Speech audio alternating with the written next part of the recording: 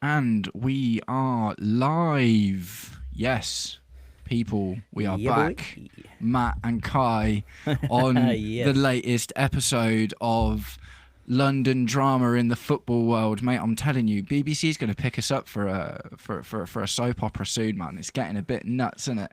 I'm waiting. I'm waiting for the docu-series. Like what's it? Spurs have had one, and Yeah, that's true. who else has had one? City have had one. I'm Arsenal, waiting for the Arsenal have Chelsea had one. one. Oh yeah, It's where it's we coming found out soon. about all of That's where we found out about all of Arteta's mad things, like playing the Liverpool, like the Liverpool In it something song, about a and duck or something like that. I yeah, see you as a something duck or like something like that. something Yeah. like that, man. I'm not gonna lie to you. To be a fly on the wall in the last couple of years in at Chelsea would have been wicked, wouldn't it? Because I bet that's drama, mate. I bet that's bear drama. So it continues. We're not really going to. Well, we probably can segue into some actual football conversation later today, but ultimately, what we're here for the Hold most up, part, my is battery to. in my headset died. Yeah, no worries, man. No worries. Take your time. I think we're. So yeah, we'll just kind of get into it, man. So today's news. The thing is, I actually saw this last night, and I kind of was just like, yeah, whatever, I guess that could probably be a thing. And then when I woke up this morning, I saw that the article was by David Ornstein, and I was just like, if Orney's talking about it, then it's real, isn't it? that's the thing. I Yeah, I think, mean if you look at like the reputable journalists at this stage, and I'm not going to say no names, yeah. but he's one of the ones when he drops something, he's generally got a close source to the club, if not internally or Yeah. in terms of certain clubs. So, yeah, he's definitely one of those people that drops something, people will look a lot closer at it, 100%. I think the thing with David Ornstein as well is because he does it so infrequently, like some of the other journalists that we may not name are dropping stuff like all the time, and there's a little bit of fatigue in that, isn't there? But because it's not David Ornstein's first job and it's just like a little bonus for him here and there, Yeah. I think it's just one of them, and it was like you kind of believe Ornstein. Welcome, Couture Criminal. Good to see you, man. You really like Maresca as well, mate. Do you know what? I did. It's one as a man, as a tactician. Do you know what I mean? I started falling out on Maresca a little while ago when he kind of, in all of his losses, he liked to first to throw in players under the bus. I didn't really appreciate that he wouldn't take accountability. And then I kind of really lost a little bit of respect when he came out in the press the other day talking about, I've had the worst 48 hours ever, which for me, like, everyone was going on about it like it was this big middle finger to the owners and stuff, and I'm just like, he barely said anything. He just like inferred something that he's had a Yeah. bad time over the last 48 hours, and that was kind of like petty for me. I was like, if you're going to say something, come out and say it, man. Or do a Jose Mourinho and say, I'm not saying anything. Even that's Yeah. better. Do you know what I mean? But just, I would so say one thing it has done, though, yeah, go on. it's definitely galvanized the fans behind him, or at least the Well, majority. that In is what makes so today really interesting, isn't it? Because yeah, you're 100% right. Like, I was not one of the fans that was galvanised by what Maresca said.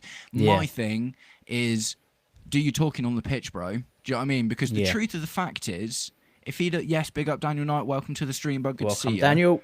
For the thing for me, right, is if he'd have won the Cardiff game and he wins the Newcastle game, or he gets a couple of good results, Yeah, then the conversation would be over anyway, or the conversation wouldn't have needed to have been had in the first place because he'd had a bit of a dip, and if he'd have got some results, then this wouldn't have even been a thing. Do you know what I mean? So my thing is, do you talking on the pitch? So that's kind of my, in a nutshell, the reason yeah, I didn't really like what he came out and said. But the really interesting thing, and this is kind of the main theme of today's conversation, right, is because David Ornstein's dropped another bomb. Do you know what I mean? Because bombs just keep getting dropped at the moment, man. The fact that he's galvanized the fan base so much by saying what he said is now in jeopardy. Do you know what I mean? Because all of a sudden it opens up this brand new rhetoric, which is he actually just taking shots because he wants an easier transition out of the club, which is something that some people were saying anyway when he said it. You know, and obviously there was always the connection with Jorge Mendes, and do you know what I mean, people were already like, he's signed a super agent, maybe he's got one eye out the door because he doesn't like the model or whatever. But that the kind of like you just said, the overwhelming majority of Chelsea fans were feeling really good because they were like, no, yeah, he's giving one to the owners, and I'm like, he's not really giving one to the owners because he's completely backed down afterwards as well. I think at this moment in time, with the way that the fan base is about the owners, I don't think it would have taken much for Maresca to say, for them to get behind him in terms of sticking it to the owners because of how they are operating. So though, like you're saying, he didn't really say much, he didn't need to, because anything, a lot of people have been saying for months and months, especially during the transfer window, get a backbone, Maresca. Say something. You know, prove to us that you're not happy, that you're not just a yes man. He's now done something, not inadvertently and dramatically. He said something enough that people have gone, that's what we're waiting for. So they're going to rally behind him soon. Now, if any manager speaks out against their ownership, it's a recipe for a sackable offence. Regardless of what club you're at. Obviously, he's at one of the biggest clubs in the world, so it's even worse.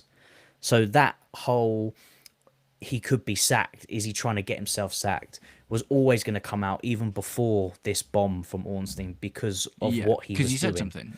Now, it's making it look This is the thing. This is the thing. So my whole point is, if he wouldn't have said anything, and this news was always going to come out, then he could have. So he's going to get grilled about this in the press again, isn't he? Of course he is. Of course he is. Oh, you're going to go. He's obviously going to say, "I'm 100% committed to Chelsea," just because this is what they all say. He's going to play the game or whatever. But if he hadn't have said anything, he'd have been able to say that with a bit more foundation and a bit more backing behind him. Do you know what I mean? Because it'd have been like, okay, well, then it is just a rumor. But now, even if he comes out and says, "I'm committed to Chelsea," people are just going to talk about it anyway. And this is my problem. He came out knowing that he was going to cause this storm, and now this news has come out as well. You can't bat it away, and it's actually going to make the football harder. This is the thing, isn't it? It's like, if all of the players now are in the squad, like, mate, what, you know, anyway, but Omar's just joined us, man. Omar's just joined us. How's it going, Omar? I told you, man, it was shots fired towards the sporting directors. I mean, I think we all knew that, man. It's like, that was never in question, was it, really? Yeah. I saw some mad stuff about content creators and like, it was only over the sporting directors, man. Like, of course. Couture criminal Maresca is not savvy with the media as well. I don't disagree with that, man. I don't disagree with that. And this comes back to what I've said, like, with the throwing players under the bus after silly losses and stuff. And it's like, you know, he threw the players under the bus after the Man United game. And it's like, bro, like, we went down to 10 men, but we still could have got something out of that game because Man United were atrocious at that point. And it was silly decisions he made in the substitutions and further bad results from substitutions that he made that made us lose those games. So I agree with he's not media savvy at all. One thing I want to throw out there. Go on. Right. And I generally don't believe in coincidence. I think lots of things are pre-planned. But before his comments, who was he talking to? Who came out in the press and said what a great manager he was? Pepperino, mate. So they were obviously having conversation. No, they would, because he was his mentor and blah, blah, blah. But obviously he coaches Man City. What's the chances that Man City and Pep are having discussions and they're going, who's the right candidate to take over him? Because he's going to leave at some point. Like, he's not going to be here forever. He's been flirting with leaving for season after season now. So eventually it's going to come to an end. And when you look at it, and I saw this on a YouTube video today, I can't recall where it was, but they were talking about the new crop of managers coming through. And we're not talking about the elites that are still around, just the new batch that are coming through. And he is in that batch. And then you talk of like the likes of McKenna's and, you know, the guy at Brentford and things like that, all these new managers. He would be the best of the bunch at the moment. So I think that is actually a little bit disingenuous, because he has had a better squad and better opportunities than any of the other managers that we're talking about in that respect. So like, I've seen this a lot as well. Like, a lot of people are like, oh yeah, well, if we swap Maresca for a Glasner or an Iraola or a Fabregas or a Rosinia, it's you know, we're going backwards. And I'm like, well, actually, are we though? Because the truth of the fact is, before he came to Chelsea, he'd only ever managed Leicester. Do you know what I mean?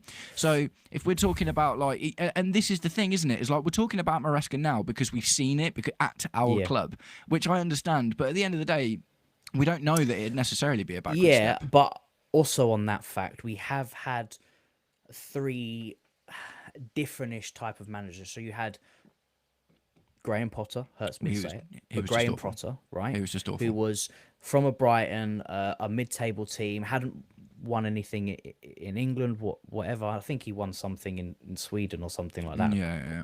Correct me if I'm wrong. No, Anyone who loves yeah. Graham Potter in the chat.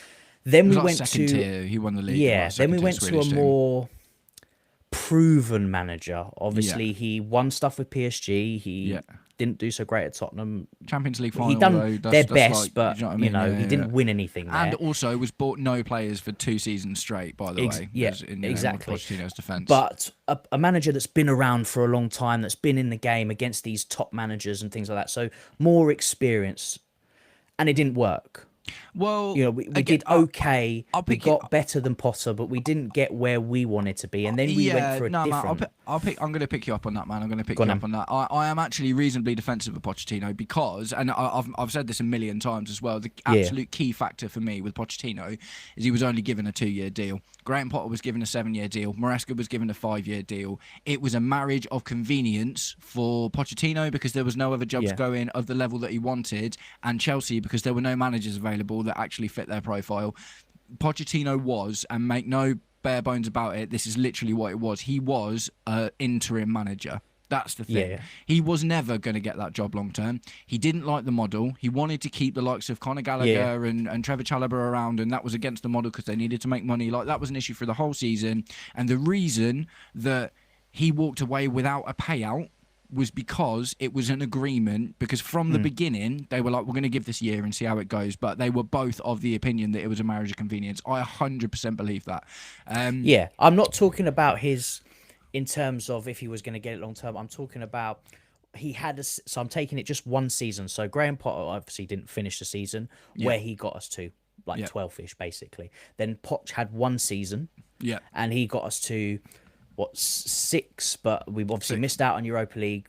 We didn't have any Champions League football or anything like that, but that's where he got to. And then Maresca's one season, he got us top 4, he won the Conference League, and he won the Club World Cup. So in terms of the 3 different, Maresca was handed a much better squad though, wasn't he? That's the thing. Maresca's been given out of all of these managers, hands down, Maresca's been handed the best and most developed squad. So Maresca got the Poch squad and Maresca squad is not that different. Yeah, but it's the development though, isn't it? It's like, so Maresca inherited a team, like, inherited a Cole Palmer that had spent a year with us, a Nicholas Jackson that had spent a year with us. Well, so you know what I mean? It's like some of those players. Yeah, I get it. The players are a year on. I get it. But I'm just talking about in terms of what he did with the crop of players. And I get it on the experience side. That's fine. But in terms of that, so Maresca, you would say by factual, in terms of numbers and stuff, he has done the best in that one season. Not talking about this season. Yeah, no, that's fair. No, just on the face. And obviously, of it, I don't put. Of course, the statistics are the best. I don't put Poch in the new crop of managers because he's been around the block. I'm talking about the Glasner stuff. But to be fair, Glasner's not a bad shout because of what he's done with Palace so far. Yeah. But I still would say in this current moment, based on facts and what we've got to work with, I would put Maresca at the top and work the list down there. So are City looking at the eventual leave of Pep, and then they're talking to Pep, who would he for? Unless in terms of style, I mean, it's almost a carbon copy kind of thing, isn't it? Because if he's worked under it's basically almost there. They're obviously going to have some differences, so it would make the most sense. Yeah. And now he makes his comments. Yeah. They're obviously having their chats behind the scenes. He's made these comments to stir the pot with the owners, and then suddenly, and he didn't backtrack on it. He was like, "No, that's what I said." Yeah. That's what I said. Don't ask me about it, mate. That's what I said. And now suddenly he did backtrack on it afterwards. I think this was going to happen. Yeah, man. No, 100%. I don't believe in coincidences. No, at 100%. all on this one. 100%. Right, I'm going to go through some of these comments because we've had a Yeah. few in and we've been rambling for a little while. So, in terms of accountability, Couture Criminal said he threw Tyson under the bus after Leeds. Tyson was awful. That was one of the few situations that I wasn't actually like. And at the end of the day, though, like, he still did refuse to take responsibility. Well, no, actually, he did throw Tyson under the bus, but I can't remember if it was in the press conference or it was the day after. He said about but Josh, he said it was my mistake to not put Josh on, so I can't be too savage on him for that. Omar says, I think he wants more of a say in input on transfers and the type of players the club needs to be successful. Well, the thing is, man, like, I get that, but that's not what the contract that he signed at the end of the day. Do you know what I mean? That's at the discretion of the club, because at the end of the day, he signed up. I don't buy this thing where it's like Maresca's all of a sudden now not happy with it because he signed the deal. And if he signed the deal knowing that later down the line he was going to kick off if he didn't get what he wanted, even though he signed the contract under this thing anyway, I'm like, that's not cool, man. It's not professional. Similar to what petty. Poch, because Poch come in and was told the same thing. Yeah. And then later he was like, no, I want this. And then got upset when he didn't get what he wanted. Like, the thing is, though, that's why Poch only got a 2-year deal. If Maresca would have come in saying that, he probably would only have got a 2-year deal. But he would have come in and been like, yeah, cool, totally fine with everything, and got a 5-year deal, which ultimately gives him job security. So it is a little bit snaky for him to now come out and be complaining about the model. Yeah, when if that is the it. reason now why he's upset. Yeah. Because they're not doing what he's asking. At the end of the day, when you came into this job, you would have been laid the facts and you would have been told, this is how it's going to be, and it's your job to accept it. Then you can't then moan about it down the line, because that's what you've accepted. Yeah, 100%. But that obviously, if that is why he's upset. Yeah. Right. Aren't Man City a smaller club than us, though? We're going to go into that in a minute, man. Technically, yes, but ultimately, like, there's nuance. There's a lot of nuance to that conversation. Daniel, if Enzo Maresca could go, who would you bring in? That's something we're going to get onto a little bit later as well. Omar, we're also forgetting that this is the first time he's managing a club for a second season, so he is well learning, but at the same time he probably feels he proved himself last season and feels he should. Now, I appreciate that. But at the same time, it's like, if there was a clause in his deal that says you can renegotiate the terms of your involvement if you have a successful season, then fair enough. But if that's not what the case is, then no. Omar, have more of a say in the squad build-up. Yeah, Kiba you jolly says Blue Co out. Yeah, fair enough, man. A lot of people are feeling that. Abu, mate, I'm not gonna lie to you. I'm just gonna block you, bro. If you were like this on the stream the other day as well. You know, I don't. That's the one that was on Mo stream, wasn't it? Yeah, I don't need to sit and be insulted, man. At the end of the day, if you want to come and have a respectful conversation, we can have a respectful conversation, and we can disagree respectfully as well. I don't have a problem with that. But if you're gonna come in with insults and you're gonna spam the chat, then you're just gonna go, bro. It's gonna be like that. I'm gonna give you one more chance, and if there's any more insults, so you keep spamming the chat, I'm just gonna kick you, bro, because unfortunately, there's just no need for it, is there? There's just no need for it. Right, Daniel, if Enzo Maresca goes, sporting director should go when Enzo Maresca was appointed. I said if this goes wrong, sporting director needs to go. I think... All right, mate, I'll answer your question in a minute, man. You are the bottom comment. Do you know what I mean? You need to chill out, bro. You need to chill out. I'm going to answer Daniel's question first, and then I'll move on to yours afterwards that you posted twice. Right, the thing with the sporting directors, man, is like... They're not going anywhere, are they? That's the truth. This is one of the reasons why I don't really get into conversations about the ownership and the sporting directors, as much as I can not like them. I think the thing is, if you think about it in terms of, like, Liverpool were FSG out at one point when they were doing badly. Arsenal was screaming about the Cronkies for years, man, and now they're successful. No one talks about it anymore.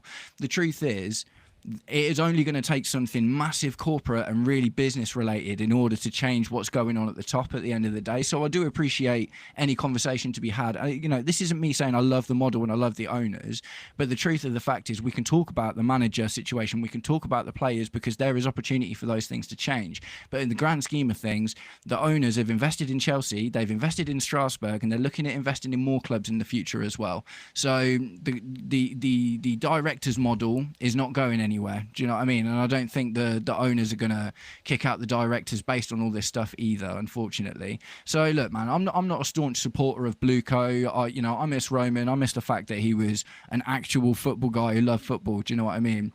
But at the end of the day, I just don't think that it's easy to say, win Stanley out and Paul Stewart out and whatever, but there's nowhere to go after that. Do you know what I mean? Because the truth of the fact is they're probably not going to go anywhere for the foreseeable future, because ultimately the Blue Coat are investing into this model. 2030 is the absolute minimum, because that's how long they're signed for. Yeah. So, I understand the frustration. I get it. And I don't like... There's certain things about the model that I'd like. I like the idea of what they're trying to do. I don't like the implementation of it. I don't like how they've gone about doing it. Yeah. In terms of just going fully fetus and no experience. I don't like that about it, because it's your job to aid the youth with experience to help them learn and develop. And I feel like they've let down the young players in that sense. Agreed. But they're not gonna go anywhere. They're not going anywhere. As much as you want to scream, kick your feet, scream into a pillar, whatever, they're not going to go anywhere, at least to 2030. And if they are businessmen and not football men, then they would be eyeing up a sale of this to get more than what they bought it for in terms of business. Now, I don't see them selling for a very, very long time. No, me neither. Because of the money that... Let's be real, football is one of the biggest money generators in the world. Huge. As a businessman. Absolutely huge. Why would you sell that? Yeah. And this is the truth, isn't it? Is like, I'm not comparing us to Tottenham, and we'll always be more successful than Tottenham because it's part of our DNA. But, the Tottenham owners have only just changed Daniel Levy out after 20 years. Do you know what I mean? At the end of the day. So this stuff doesn't just happen in a flash. Like, managers and players can be changed out instantly, but stuff like sporting directors and owners, like that's normally a long-term thing, unless you're Man United. Man United cycle through there is definitely a lot more. But like I say, man, the thing is, at the end of the day, a few years ago, Arsenal was screaming about the Cronkies. They've been challenging for the title for the last 3 years with those same owners. Obviously Tottenham have only just made a change in Daniel Levy now, but he was never the owner. He was just like the head of the board, or the guy that ran the club at the time. It was always owned by the same board, so that hasn't really changed. And Liverpool were FSG out up until Klopp came in. As soon as Klopp came in, even before they started winning stuff, Klopp was the thing that changed Liverpool into what they are. And that one right managerial appointment completely turned everyone's head, all Liverpool fans that were screaming about getting FSG out, all of a sudden completely went quiet. So the truth of the fact is, man, we're not going to talk about the owners if we're successful, and we can only talk about the team and look at how the team and the team and the manager that we've got can make it successful. So I'll get on to Abu's question now. I think we've just kind of answered it a little bit, to be honest, mate. I'm confused why Matt, by the way, is not Four Eyes, just so you remember that one. Trusting these owners and sporting directors when they spend 1.7 billion and the squad is still, I'm not going to swear on stream, and not any close to Champions League or Premier League after being here for 4 years. Well, the truth of the fact is we actually are closer to the Champions League and the Premier League than we were when they took over at the end of the day. Thomas Tuchel was on a real downward spiral when he got sacked, man. Do you know what I mean? Obviously, since we won the Champions League, things have been tough at Chelsea for ages. That's, I think people forget that as well. And also, we were very intermittently successful over the last decades. Do you know what I mean? The first decade of Roman Abramovich's tenure at Chelsea was unbelievable. The second decade was really patchy. We finished outside of the top four a lot of times. Do you know what I mean? It's not unusual. This isn't even crazy. The 6th and the 12th place finishes were absolutely outrageous. Getting us back into the Champions League was a step in the right direction. Won 2 trophies last season. We're on for winning a Carabao. We could win a couple of trophies this season, potentially. And depending on what happens in the near future with the manager situation, we could still be on for a decent Champions League run. I see progress. I see Arsenal didn't do it overnight. Liverpool didn't do it overnight. Man City didn't even do it overnight. Man City spent years building themselves into the force that eventually hired Pep Guardiola and then won 6 in 7. Do you know what I mean? Or 5 in 6, or it's going to be 6 in the 7 this year or whatever. This stuff takes time, man, and I would rather be patient than go through the constant sack the manager, get rid of this person, get rid of that person all the time. Like I'm willing to be patient and watch a project work, and I don't think we've seen enough. Yeah, the thing is, the 1.7 billion has not all gone into the team. At the end of the day, we've spent a lot of money on assets. that aren't in the squad at the moment because they're developing elsewhere. So it's a nuanced conversation. I don't love the owners. I don't love the model. But at the end of the day, I still want to see the club succeed. I care about the football team more than I care about who owns it. So I'm not going to spend all of this time dragging on the owners when ultimately what I want to talk about is the football. I hope that answers your question, man. Right, Daniel, I have problems with the recruitment and the sporting director. That's what I've got with them. Yeah, man, you and lots of other people. Like, it is an unusual thing. It's brand new. We've not really seen this. Gabrielle, Gabrielle's coming in fighting my corner. I'm not going to read his comment out, but much appreciated, Gabrielle. And thank you, man. I appreciate that. I said close to winning Champions League or Premier League, not being in it. Yeah, well, Arsenal have been close to winning the Premier League for the last 5 seasons now, and they're still not getting over the line. Do you know what I mean? So it's not an easy thing to do, man. At the end of the day. Daniel, my target for Chelsea this season is getting top 4 and winning a domestic trophy and challenging for the title next season. 100% agree with that. If we're in next season, and this is the big thing for me, by next season it will have been long enough for me to say, if we're not looking like we're really going for it next season, then that's when I will start to ask a few more questions, and I'll maybe start to voice my opinion a little bit harsher on what I think is going on up top. But as we are at the moment, I see the squad we've got, and I don't think we were ready for a title challenge this season, but I see we're building a really strong foundation, and I'm really, really pleased about that. Abu, well, the difference is their owners not delusional, thinking something that has failed for 4 years is going to work. Well, no, that's exactly what happened with Arsenal for years and years and years and years, settled for top 4. 5 years on the bounce. 5 years on the bounce. And that's the thing, they still haven't won anything. Liverpool didn't win, they won their first Premier League in the Premier League era like 5 years ago. Do you know what I mean? The Premier League's been going for, what, like 25 years now? Comparing it to City. Yeah. Like winning 4, 5, whatever they did in a row. Yeah.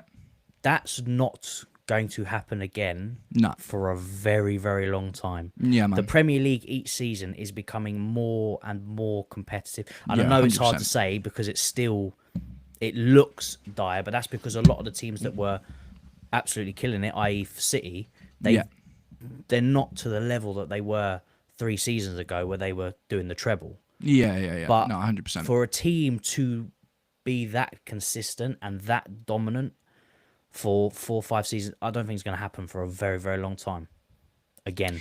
Yeah, I don't think so, man. I think it's like, and the thing is, we don't really want that either. You don't want the Premier League to be like the Bundesliga, where, of course, unless it's Chelsea winning it, obviously. But at the end of the day, like as a neutral fan, which yes, we can all be Chelsea fans, but there's a neutral fan in all of us as well. We don't want to watch Bayern Munich winning the Bundesliga year after year after year after year. We don't want to watch PSG winning year after year after year. Do you know what I mean? Competitiveness is part of what makes football great, I think.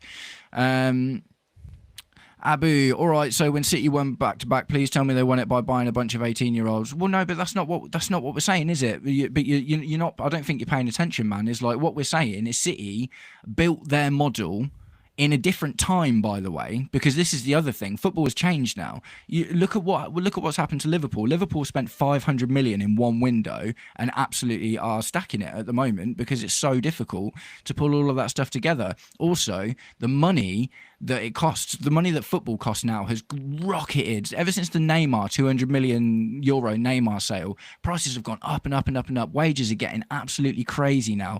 Donnarumma at City is on 500k a week. I saw today, transfer market, right? Transfer value. A 16-year-old who I think is in the 2nd or 3rd tier of Italian football is worth 20 million euros at 16 years old. The kid's still in diapers, mate. Yeah. And he's worth 20 mil already. Yeah. That's how ridiculous the money has become in football now. Yeah. And what you are going to pay for players at this rate. Yeah, 100%. No, and that's the thing, man, is like, at the end of the day, we don't like it, right? But the truth is, football is a business, and all football clubs are trying to run their squads like businesses at the moment. The difference is, City built their squad in a time before all of these new rules started. Like PSR wasn't really a thing. There's obviously all the charges, which Chelsea are facing as well, by the way, because based on the rules, we broke a lot of them as well, and you can't just go and do that anymore, man. Do you know what I mean? You can't just go and do that anymore. So a system has been designed in order, long term, to make us competitive and make money for the club, which allows us to be competitive. It's complicated, man. It's really complicated. Couture Criminal, I don't think he will go, by the way. When Omega and Mamadou Sarr come in, plus Anselmino, Kenda, and possibly Gerhi in the summer, don't get this by Maresca. He is suited to us. No one post Chelsea succeed. Yeah, I completely agree with that, man. Like, we've got so many players coming in next season that we've already got. Do you know what I mean? We only need a couple of supplementary buys. So as far as the squad goes, it's definitely going to improve. Abu, all right, fine. Have they ever been in the history of the team? Oh, no, sorry, you already said that. Enzo Maresca press conferences at 9 a.m. tomorrow. I'll be up and watching that in preparation for my video. Abu, well, they're charges we are facing because of them wasting the money. No, the charges we're facing are the same ones that City are facing. We're just facing less of them, and we're going to be punished less because Blueco, the owners that everyone hates so much, brought them to the attention of the Premier League. Yeah, these charges were prior to them buying it. So this was all before them buying it. So this is like Eden Hazard's agent getting 20 mil under the table. Yeah, it was like underhanded brown envelope kind of things being, or allegedly, until it's proven. Allegedly. Yeah. It's, but that's what it is. It's all prior to being the ownership buying it out, and they have brought it to the attentions, like you said, Matt, to FA, probably to try and get in their good books in some sense, which makes me think that maybe some of it might be.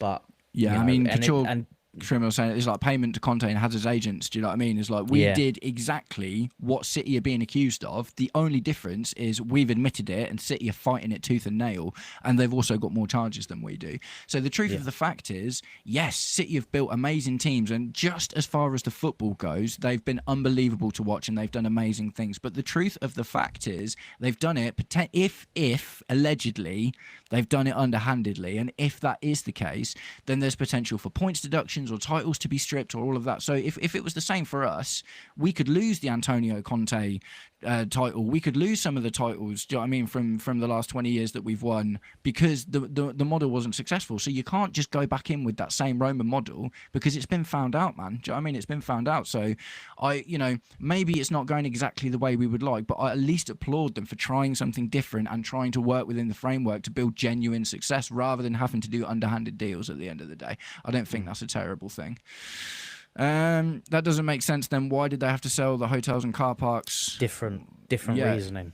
Yeah, 100%. The charges are separate. Not to do with the charges. Yeah, it's got nothing to do with that. But they sold those. I also don't like the fact that we have the car park. I don't really care too much about, but the women's team. Because if they were to ever sell the club, they'd still own the women's team. That would still be owned by that, and that I don't like at all. Yeah, no, definitely. I don't love the idea. And at the end of the day, do you know the mad thing is it was all for transfers at the end of the day. It was all about getting money into the club to make sure that we had a positive net spend. So this has gotten really political. This has gotten really political. So Omar is bringing us back to what we wanted to talk about in the first place. Do you think that's why Pep wants to leave, because of the unknown outcome of the charges? I guess it's kind of mixed. I think that's part of it, but I also think it must, I know this is going to sound silly, it must be really difficult to be as good and as successful as Pep year after year after year after year after year. And for him to have, lost one Premier League in the last 6 years and be building potentially back on for another one this season, because I do think that they'll do it. He wants to take a sabbatical, which is what he did after Barcelona. I don't know if you remember. He had his amazing, 4 or 5 seasons at Barcelona, where he just won everything all the time and turned Lionel Messi into the best player in the world. And after that, he didn't go straight to another club. He took a year off. Do you know what I mean? Kind of like Jurgen Klopp's doing now. So I feel like he wants to go to international football. I think that makes sense. I can see him at like Spain or something like that, to be honest. I still think he's got a couple of seasons in him, to be fair. But you being really, there's no need to be this argumentative, man, because you're not even understanding what I'm saying, unfortunately. So you're saying, so they sold their things because they couldn't keep up the rules themselves, which you want to slander Roman for and give these owners praise for. Okay, makes sense. It's like, that's not what I said at all. I'll deal with this one if you like. Yeah, go on. No, I appreciate the comment from him, but I would suggest, before you put another comment in regarding the charges themselves, go read up on the statement put out by the FA, what the charges are regarding, and look at the time period, because we can work out from time period. We know where Blueco come in, and we know when Roman had the club. So you can go look at that statement, look at the timing, then come back, then we can talk about it, which we pretty much addressed it. We're not saying that we love these owners. We're not saying that what they did with their money is great. You asked, we were talking about the charges. You said it was to do with them spending money. We factually corrected you to say, no, this was the time period. And then we move on. Yeah, man. Yeah, and I think we should move That's all on. I would say. Just check it first. Yeah, check it, man. And we don't need to keep going into this one. In regards to the charges, I think you're tripping over yourself a little bit, mate. In terms of like you conflating the things that you're are like mixing it all together into one. It's not. No, there are two separate things. Yeah, for sure. Couture Criminal, if you were Maresca, what would you do if he asked you? Do you mean about Pep going to City? If I was Maresca, would I go to City? I mean, I wanted to get through I've got the tweet, the David Ornstein stuff, and a bit of information, but I'll answer the question. I think if Maresca is unhappy with the model, then I think he would want to go to City because he sees how they've backed Pep. Now, it might not play out that way because Maresca isn't Pep Guardiola at the end of the day, and he might be doing really well now, but he doesn't command that level yet. But at the end of the day, if you've got an idea that if you go to City and they say, right, we've built this team for you and we know that your model is going to fit, so we will get you the players that you want, then that is an attractive proposition for any manager, because a lot of clubs in the Premier League have sporting directors now, don't they, that do this kind of stuff for them, and it's very rare for a manager to actually get. It's not just Chelsea that this is a problem. This is a problem across the Premier League. Sporting directors are everywhere. Managers aren't really choosing players because there's a commercial aspect that comes into it as well as a footballing one. And they've got to make sure that the players that come in sell shirts. Do you know what I mean? And stuff like that as well. So that's one of the reasons why sporting directors... You'll get player profiling, and I think you've spoken about it quite a lot. You'll get managers, they will give them a list of a profile of a type of player that they want. Yeah. Then the sporting directors will go out, and this was for every club, or most clubs. There are probably still a few clubs where the manager has quite a lot of say and probably gives some names. Yeah. But that day is slowly dwindling away. Yeah, man. But they'll give a profile, and then they'll have to go find these players that fit it. Klopp and Pep were like the last two, really, weren't they? Yeah. They were the last two that could... And Klopp even had sporting directors. Klopp didn't want Salah, for instance. It was Michael Edwards, I think, that got Salah in, wasn't it? So even if you look at Klopp's team and the sporting directing team that was at Liverpool at the time, they overruled Klopp for a couple of those signings. Do you know what I mean? That he wanted... I can't remember who it was, but it was someone who hasn't gone on to do, obviously, as well as Salah has by any stretch. So, yeah, I think it would be an attractive proposition for Maresca if he was being offered the opportunity to go to a club that he knows has a lot of money. The team is built for his football already. It already contains two of the youngest, most promising players in the world in Erling Haaland and Rayan Cherki, who's doing really, really well. And it would be a continuation of something rather than going in clean. Do you know what I mean? So it's definitely an attractive proposition. And it would be, you would have thought it'd be an easier job than Chelsea currently is, because Chelsea is still building a lot, whereas City are kind of ready-made. Like when Arne Slot went into Liverpool, didn't get any signings, won the league at a canter. Do you know what I mean? It's like Pep maybe could go in and do something like that at City. So it's going to be an attractive proposition for sure. Daniel, do you think Enzo Maresca will get asked about the City link in the press conference? 100%. Yeah, definitely. And I think the problem with his outburst the other day is there's now no right answer at all. There's not a single thing that he can say that will satisfy people. He will come out, I'll tell you what, he will come out and say, I am 100% committed to Chelsea. Can we focus on the Newcastle game, please? Because we've got Newcastle in the Premier League tomorrow and it's a really important game and we want to get 3 points. He will say something, not like verbatim, but he will say 100% something to that degree. But he will be pressed about it, because if you're a journalist, you're not doing your job if you're not asking Maresca about this thing. Do you know what I mean? Because the thing is, you know, what we can talk about a little bit now as well was the actual comments from Pep Guardiola the other day. Do you know what I mean? So Pep Guardiola's come out, like a week and a half, 2 weeks ago, something like that. And he's waxed lyrical about Enzo Maresca, calling him a world-class manager, saying that he's like one of the best managers in the world. He's doing a phenomenal job at Chelsea, and, you know, calling him a world-class manager and saying he's phenomenal. You know, that is all of a sudden now. Before it was just like, oh, that's nice. Do you know what I mean? But now all of a sudden it's like, oh, here's this. Feels like there's a bit more weight behind it, doesn't it? Do you know what I mean? Do you know, it's starting to feel like all of a sudden, all of these pieces of a puzzle are starting to fit together, aren't they? Whereas before it seemed like lots of random events. I want to get onto the Glasner stuff a bit as well recently, because there's more information pertaining to that that's interesting. But before we go any further, let's have a look at the tweet that started it all. Well, I say not started it all, but today's particular stuff that we're talking about. So here it is. David Ornstein, exclusive. Enzo Maresca high amongst candidates Manchester City considering in case Pep Guardiola exits next summer. Manchester City advancing contingency work for possibility of manager change. 45-year-old Chelsea coach prominent alongside other potential suitors. So that's really specific wording, right? Because the conversation is obviously like, Maresca's going to City. Do you know what I mean? That's kind of what we're all saying. But the truth is, there's a few things to kind of pick apart in this, isn't there? So Enzo Maresca high among candidates. So that already tells you they are considering other people. And the question is, if Maresca wouldn't have had his outburst the other day, would Ornstein even have gone in on this? Because you notice he hasn't mentioned any other manager other than Enzo Maresca. Do you know what I mean? And it's more poignant now because something come out the other day. David Ornstein's very good at his job. He might have just said something like, City prepare shortlist of managers preparing in advance for Pep Guardiola's leave, Premier League managers being considered, something like that. He might not have name-dropped Enzo Maresca had Enzo Maresca not have come out in the press the other day talking about what he's talked about. So that's something I find interesting. Yeah, so, yeah, and that's it, basically, the other potential option thing. So what do you think about that, Kai, the tweet itself? Yeah, it's stirring the pot, isn't it?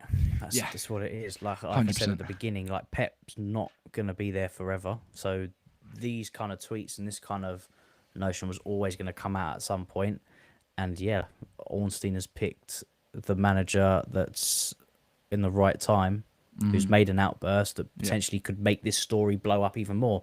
And that's exactly what's happened, hasn't it? So that's why we're here in terms of journalism, he's hit the mark, isn't he? Yeah, He's mate, done his job. Like he's getting retweets, he's getting content creators. I mean, we're on here talking about it right now. Exactly, so mate, exactly. It's done what it's needed to do, and it's going to pile pressure on Maresca now in terms of his press conferences. It's literally, like you said, it's all going to be about this tomorrow. Yeah, I'll be very surprised if not one person asks this question, but it's definitely going to be asked. Yeah, and we lose the important part, which is talking about the football and maybe asking him some squad questions and things like that, because everybody's going to want the latest scoop and trying to get some inside. I was the journalist that got this answer out of Enzo Maresca, so that's what they're going to want. Do you know journalists do proper pat each other on the back as well? When one of them gets a big story, they are always so congratulatory. I've noticed it a few times. Like do you remember when Piers Morgan got the Ronaldo interview? Every single thing I saw after that, whether it was like Monday Night Football or TalkSport or something, they were all going, "Oh yeah, well done to Piers for getting that. That's an amazing interview," or whatever. Do you know what I mean? They all, and Alex Crook, is it the Man United fan who's he's a TalkSport guy as well, isn't he? He always gets congratulated on every time he breaks a thing. They're always like, "Well done, Alex. That's amazing." Like they're really big on breaking the thing. Got a message from Couture Criminal. Do you think City are obsessed with one-upping us since the Champions League final? They were immediately linked to Reece James when they had prime Kyle Walker, then recently Estevan, links now Maresca. I don't think it's like a personal thing. I think there happens to be some sort of crossover because we want kind of the same things. Like they've got, at the moment, the pinnacle of what Chelsea want, which is a team that plays modern possession-based football with and obviously they've got a lot of really good young players and stuff as well. So I think Chelsea have probably identified, especially when Bluco came in. I think Chelsea kind of identified Brighton's financial model and Man City's footballing model and said we kind of want to combine those two things together. So it makes sense to me. At the end of the day, Reece James is arguably one of the best right backs in the league. He's very versatile. He can play lots of different positions. Kyle Walker he only had a season or two left in him, didn't he? In truth. at that point anyway, when we did win the Champions League. The Esteval thing, everyone wants Esteval, William, and Man City are just one of the few people that might be able to afford him. They keep talking, it's like once or twice a year since we've bought Cole Palmer, I see rumours about City wanting to buy him back as well. And that's the thing, we think about it this way. We've bought 5 or 6 Man City Academy graduates from Joe Shields' influence. Do you know what I mean? We've got Joe Shields for a start, which is influence. We've got Maresca, who had Man City influence. Liam Delap, Romeo Lavia, Cole Palmer. Who else? There's a couple others. Can't remember off the top of my head. But there are more. There's at least 4 Gittins, or 5. Wasn't he there as Jamie well? Gittins, I think Gittins was there as well.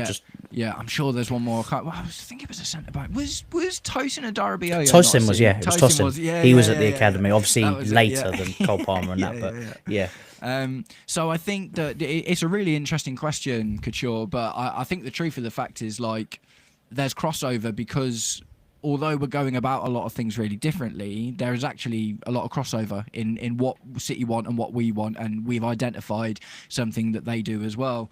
Daniel, do you see Enzo Maresca walking if he does not get backed? I'm not going to lie to you, mate. I do, for the most part. I think he is getting backed. I think the only way he hasn't specifically been backed is by not being bought an extra centre-back. And that is one player that he's asked for. He wanted Liam Delap. He was happy with João Pedro, and it looked like João Pedro was amazing at the start. Do you know what I mean?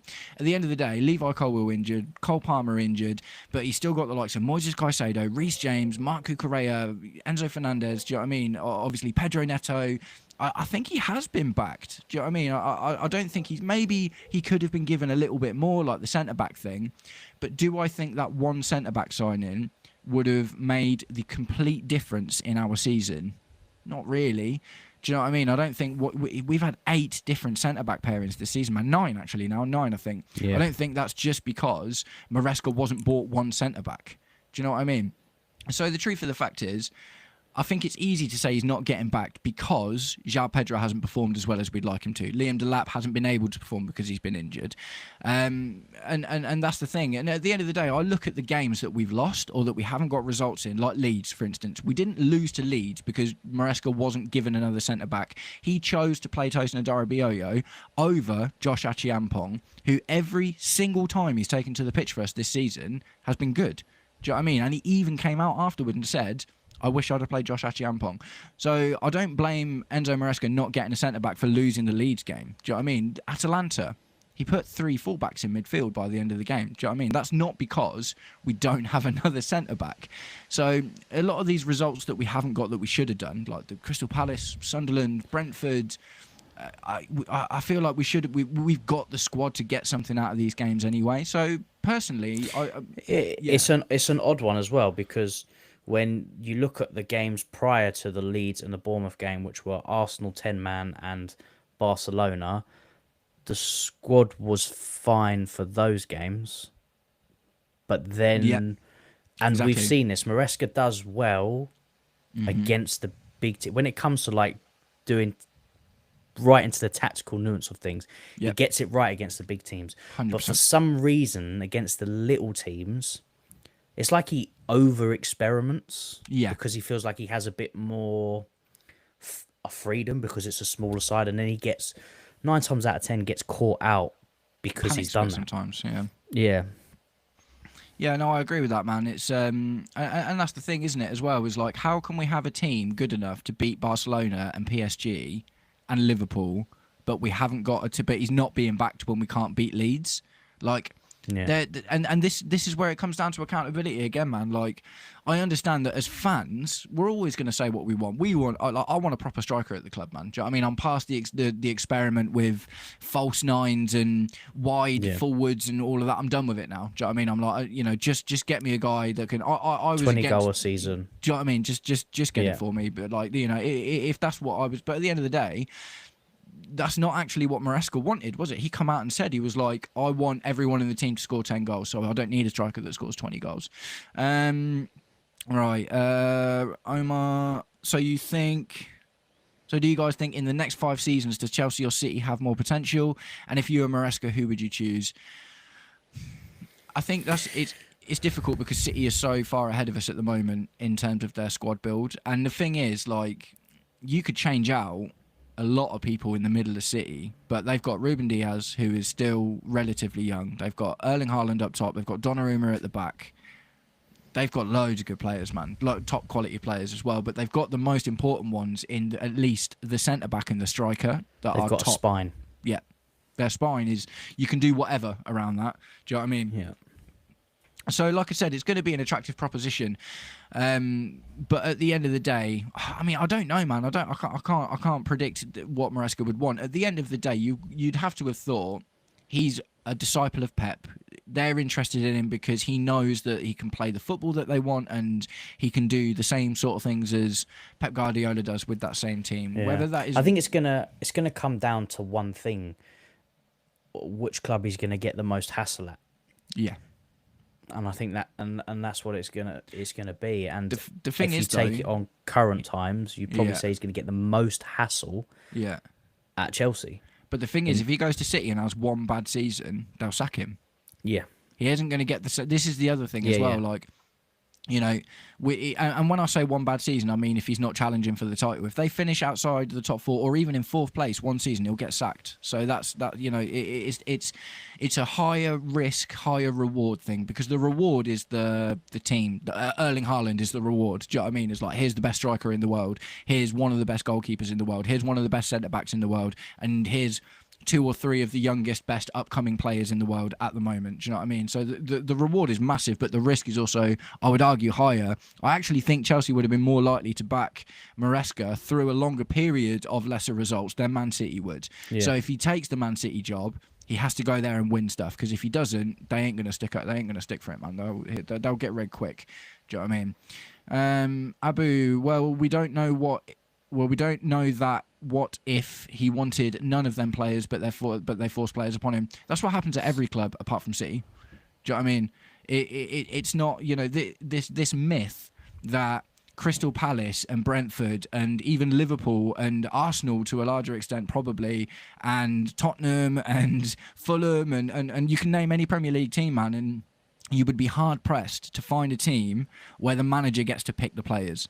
Do you know what I mean? It's just not the world we live in anymore, and we always talk about it at Chelsea, but the truth of the fact is I don't know why, because it just doesn't really happen anywhere. Every single manager has input on the profile of players that they would like in order to play their football. That's what happens. But I just don't think that any manager, maybe apart from Pep Guardiola, not even Klopp, it's literally just Pep. Since Alex Ferguson, Pep is the only player that goes in and gets to choose the players he wanted, and Pep was one of the first head coaches in the era where managers were becoming less of a thing and head coaches were becoming more.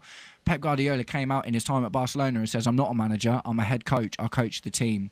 Do you know what I mean? Because managers used to control the whole club, so the signing of the players, the commercial stuff, the staff, everything. And that's just not really a thing anymore. Football's just developed so much now that this conversation about the manager's not getting the players he wants is like, yeah, but no one does. Do you know what I mean? Yeah. Hansi Flick at Barcelona, Real Madrid, like all of these players will be being chosen for them. And they will have some input. If they desperately disagree, for instance, like if Chelsea went to Enzo Maresca and said, we're thinking about buying you Adam Wharton from Crystal Palace, and Enzo Maresca said, absolutely not, he doesn't fit the style at all, it's not going to work, I don't want him, then he would probably be able to have that sort of input.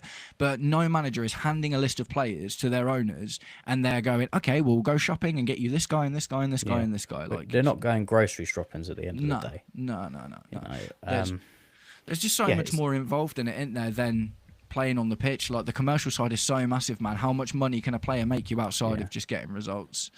And back in the day, it was done a lot on the eye test. Yeah. But now it's done a lot on numbers. Data. Which it's a bit wrong, but that's how they use to quantify a player's performance.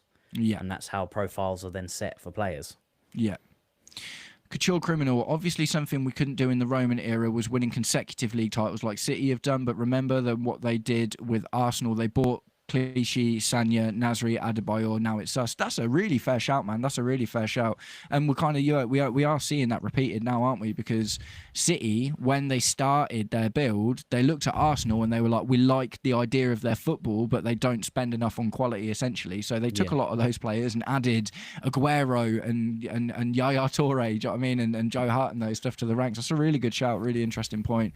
Courtney, big up Courtney. Managers go and come, man, we move. Yeah, that I largely agree with as well, to be completely honest. Like, I find it really bizarre that all of a sudden everyone's coming out of the woodwork back in Maresca like he's the best thing since sliced bread. Like, I've been really pro Maresca all season, and now I feel like I'm on the other end of it all of a sudden when I kind of disagree with how he's dealt with this situation.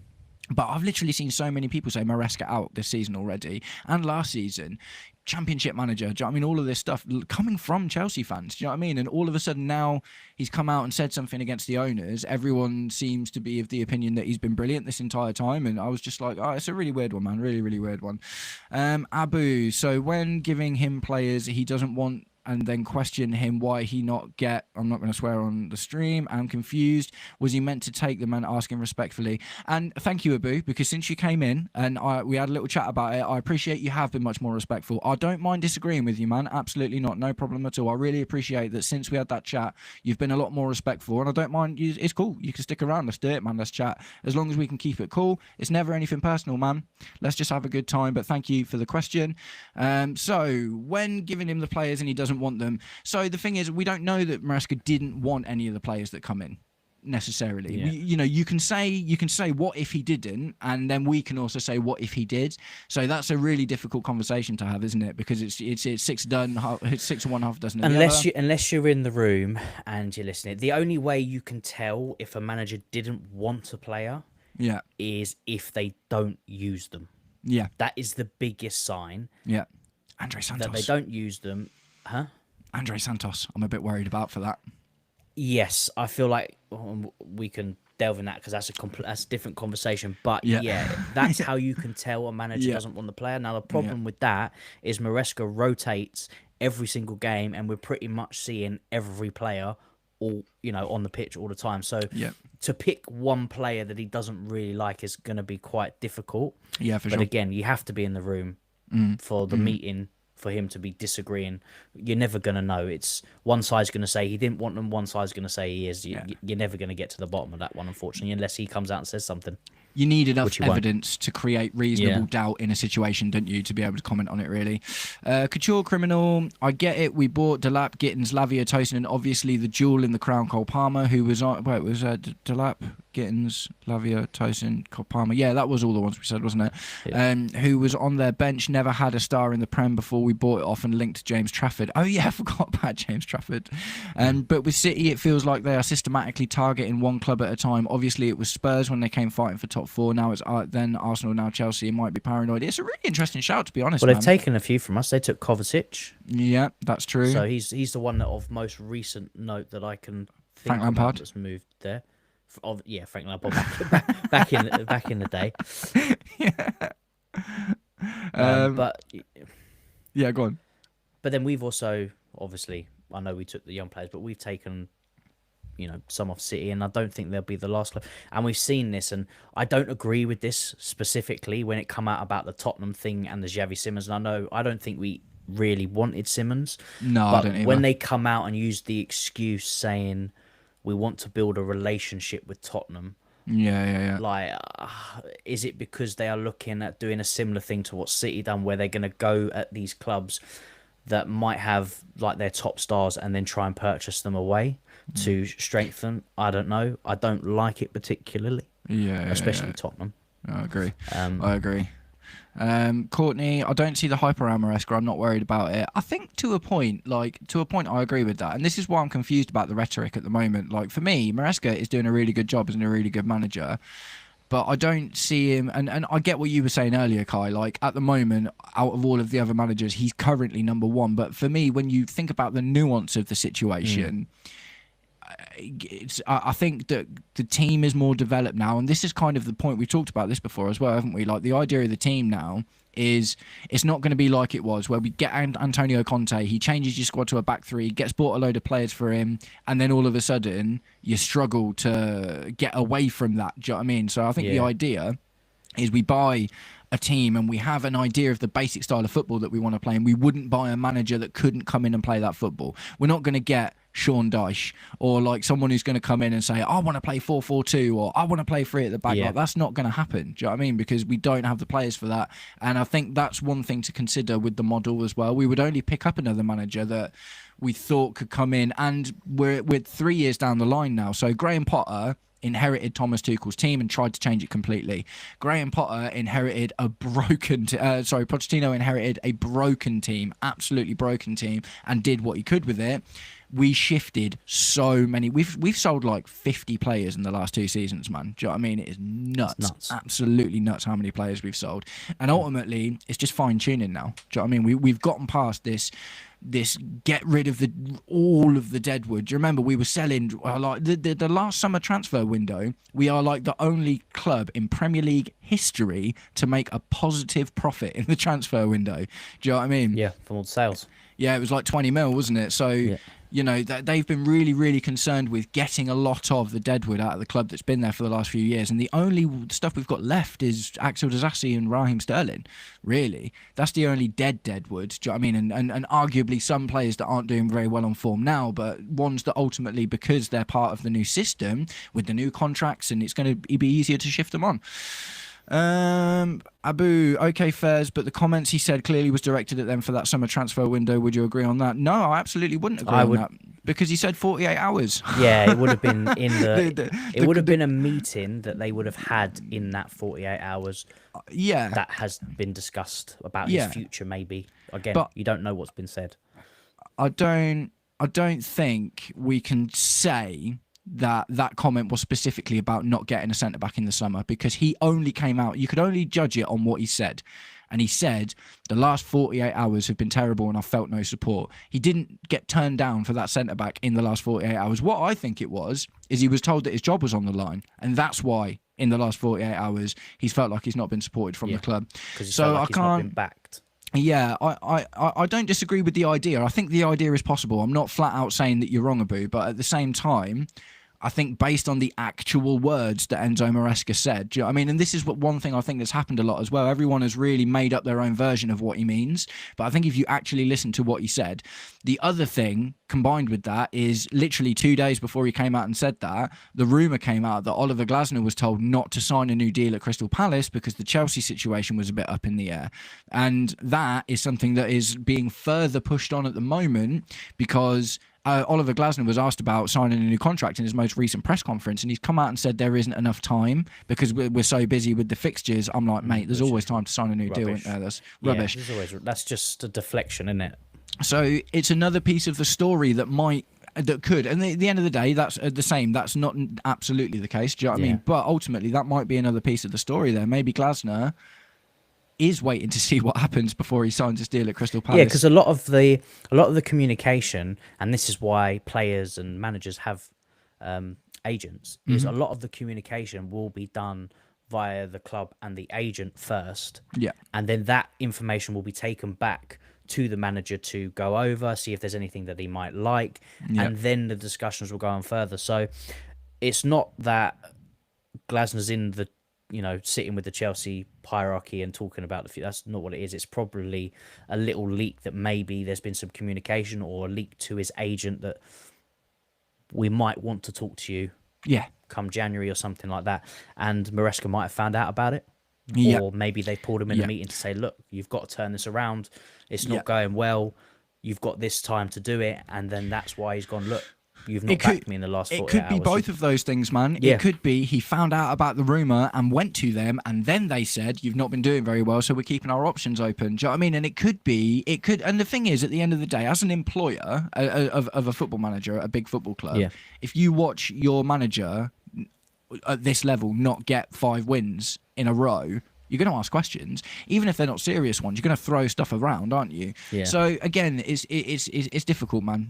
We'll carry on with the comments because you guys are well up for it. Absolutely love it. Courtney, KDB, yeah, that was City via Chelsea via Wolfsburg, wasn't it, mate?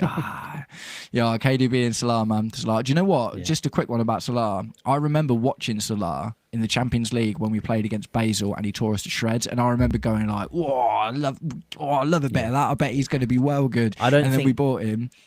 I don't think KDB or Salah would have ever got to what they got to. Not under Mourinho and Conte is the truth. I just don't see it. So for their careers, 100%. they made the right path. But yeah, I wish we could have had them in their with doing what they did.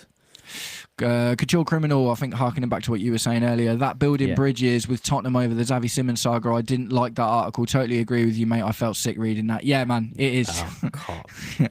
And this is one thing I don't like about the owners, man, is sometimes they really show their hand in terms of not being football savvy. Do you know what I mean? And I think that's really important because it's a bit cringe, isn't it, as a Chelsea fan, when you're like your owners are talking about forging relationships with Tottenham. You're like, no, mate, what are you doing? Mate.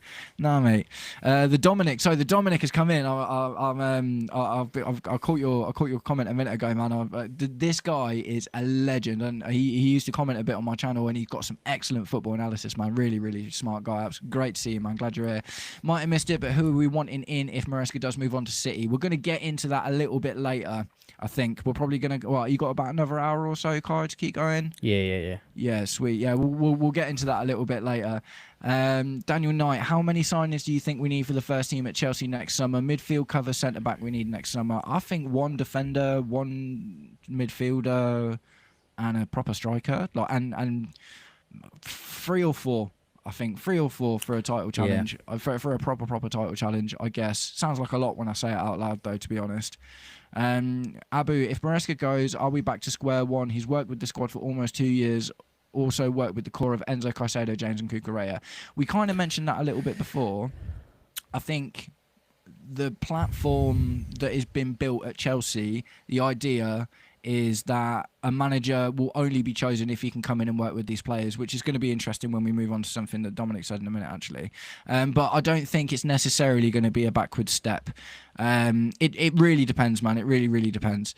The only way it would be a backward step, I would say, is if they brought in a new manager and then they did a massive clear out of players again. Agreed. That would be But we're seeing now Poch took this team to a certain point.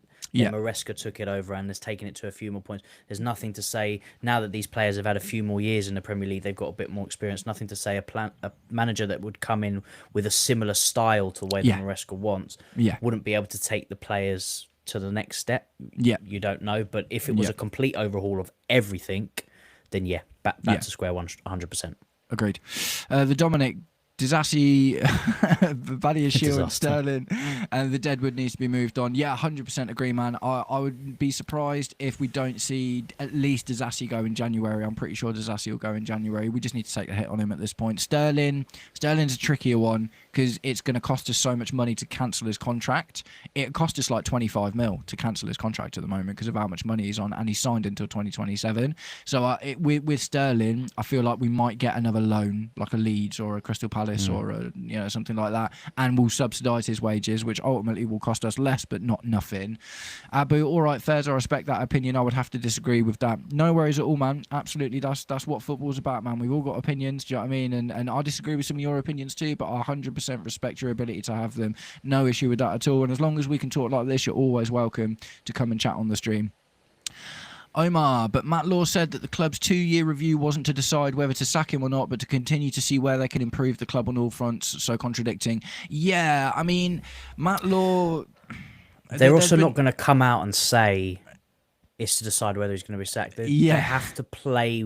They've got to choose the right wording and things. Otherwise, all you're going to get from the journalists all season when Maresca has a bad or a good game... looking forward to your review about sacking you, or do you looking forward to, like, they're gonna have to play a little bit with the wording. Yeah, for sure.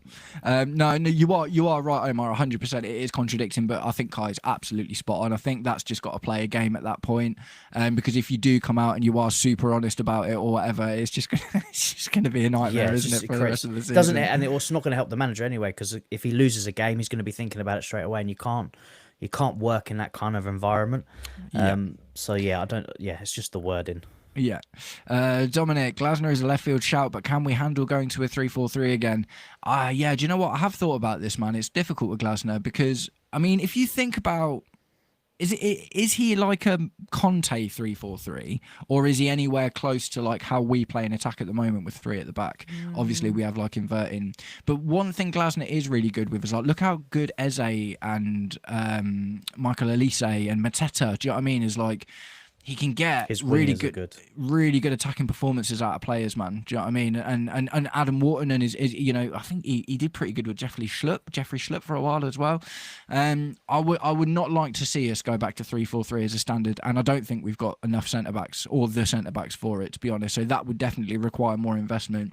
If Glasner was able to come in and fit his attacking ideology into the formation that we're kind of set up for, it's interesting, but I don't know enough about him pre-Crystal Palace to know whether that's the thing or not. I don't know whether he's playing 3-4-3 at Palace because of the players he's got, and ultimately, you know, you can defend a little bit better when you've got more defenders on the pitch.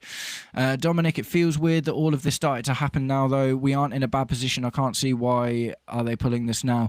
Yeah, this is this is exactly why I was so annoyed at Maresca for saying this stuff, because all of a sudden everything, and this is what I said, everything is being hyper analysed now under the lens of, or through the lens of, Maresca's comments the other day. It doesn't matter, and this Daniel asked earlier as well, like, do you think he's going to get asked about it in the press conference? And I said, yeah, of course he is. And the problem now is he will not, it is not possible for him to give a satisfactory answer either, is it? He literally can't say anything right or wrong now because of what he said and because of how vague it is. People are now just going to constantly speculate. So I 100% agree with you, man. I think it was a weird thing to do.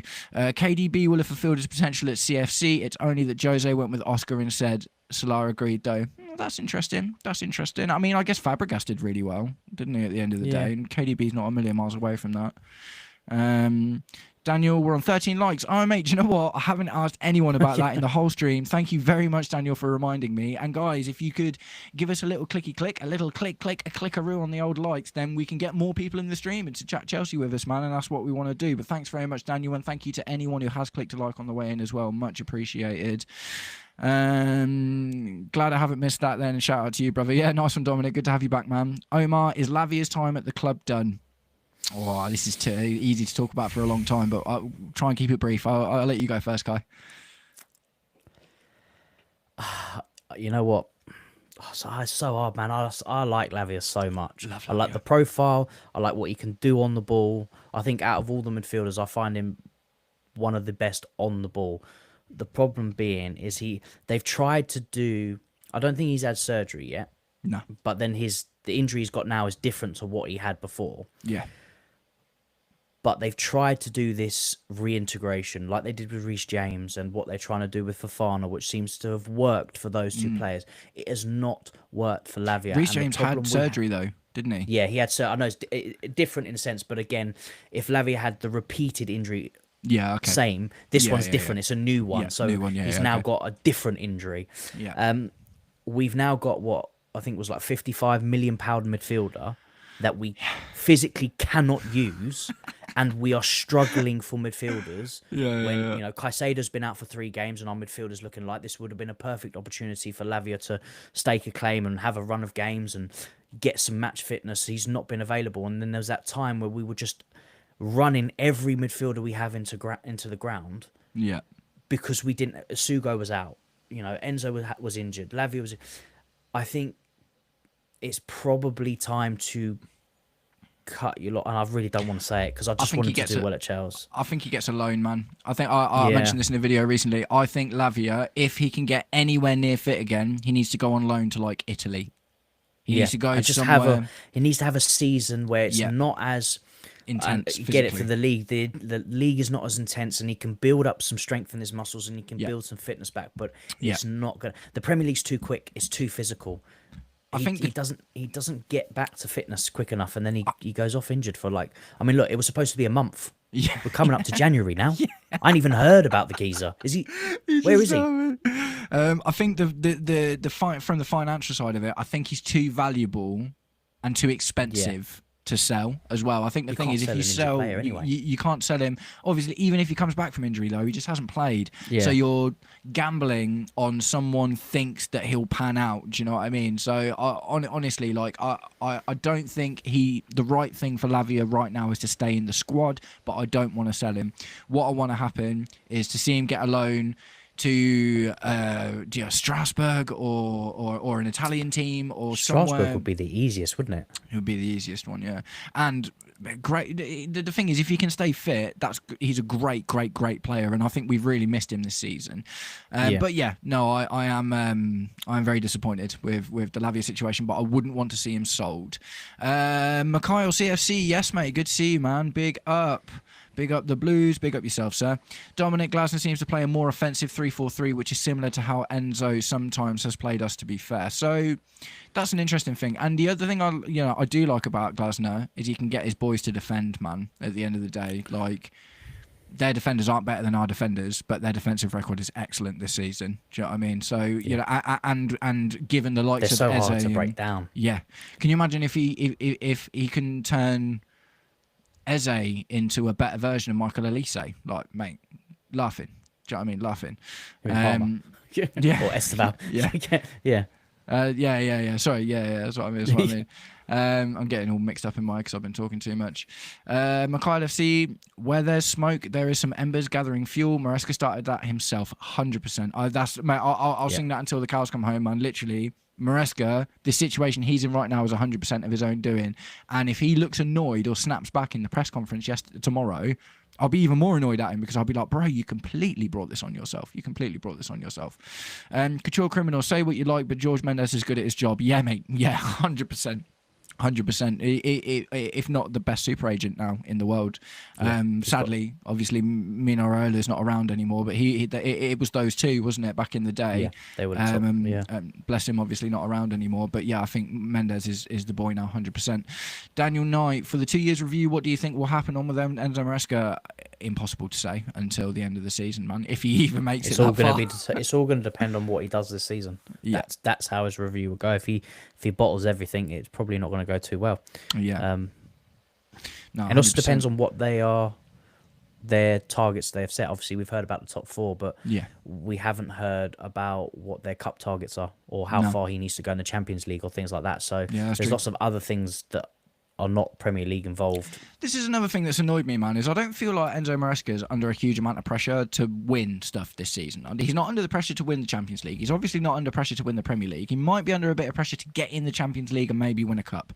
And it's like, that's not a huge amount of pressure, man. So like, don't be throwing your toys out the pram. Do you know what I mean? Right, Abu, respectfully, I get why he said it, because if he says it at the end of the season and they decide to sack him, they would just put that PR to make him look like the bad guy when we've seen them do that already. Yeah, I mean, that's true, man. That's true. Yeah. And the thing is, they're both going to come out and both of them are going to say that the other one was the bad guy. Do you know what I mean? It's that will just be spun in the media to be, and ultimately the media will decide who they agree with. For the most part, it'll probably cause for some debate, and I'm sure we will be back here talking about it if that happens as well. Daniel Knight, 14 likes, wicked. Thank you very much for the update, mate. Courtney, the comment Pep made about Maresca says something about the funny part. It wasn't a press conference for City versus Chelsea. It was, you hit the nail on the head, man, there, man. And like I said, it's just another piece of the puzzle. When he said it and when it came out, we were all just like, oh, that's nice. Oh, Pep's just being nice about Maresca because they're friends and that, and he thinks he's really good. That's cool. Yeah. And now all of a sudden, there's no such thing as coincidence. There's always football's about mind games, man. This is like one of the biggest mind games. Yeah. So. Oh, this is an interesting one. If there's any truth, this is from Dominic, if there's any truth to the Wharton Minu links, surely it's curtains for Lavia. Yeah, I think so, man, to be completely honest.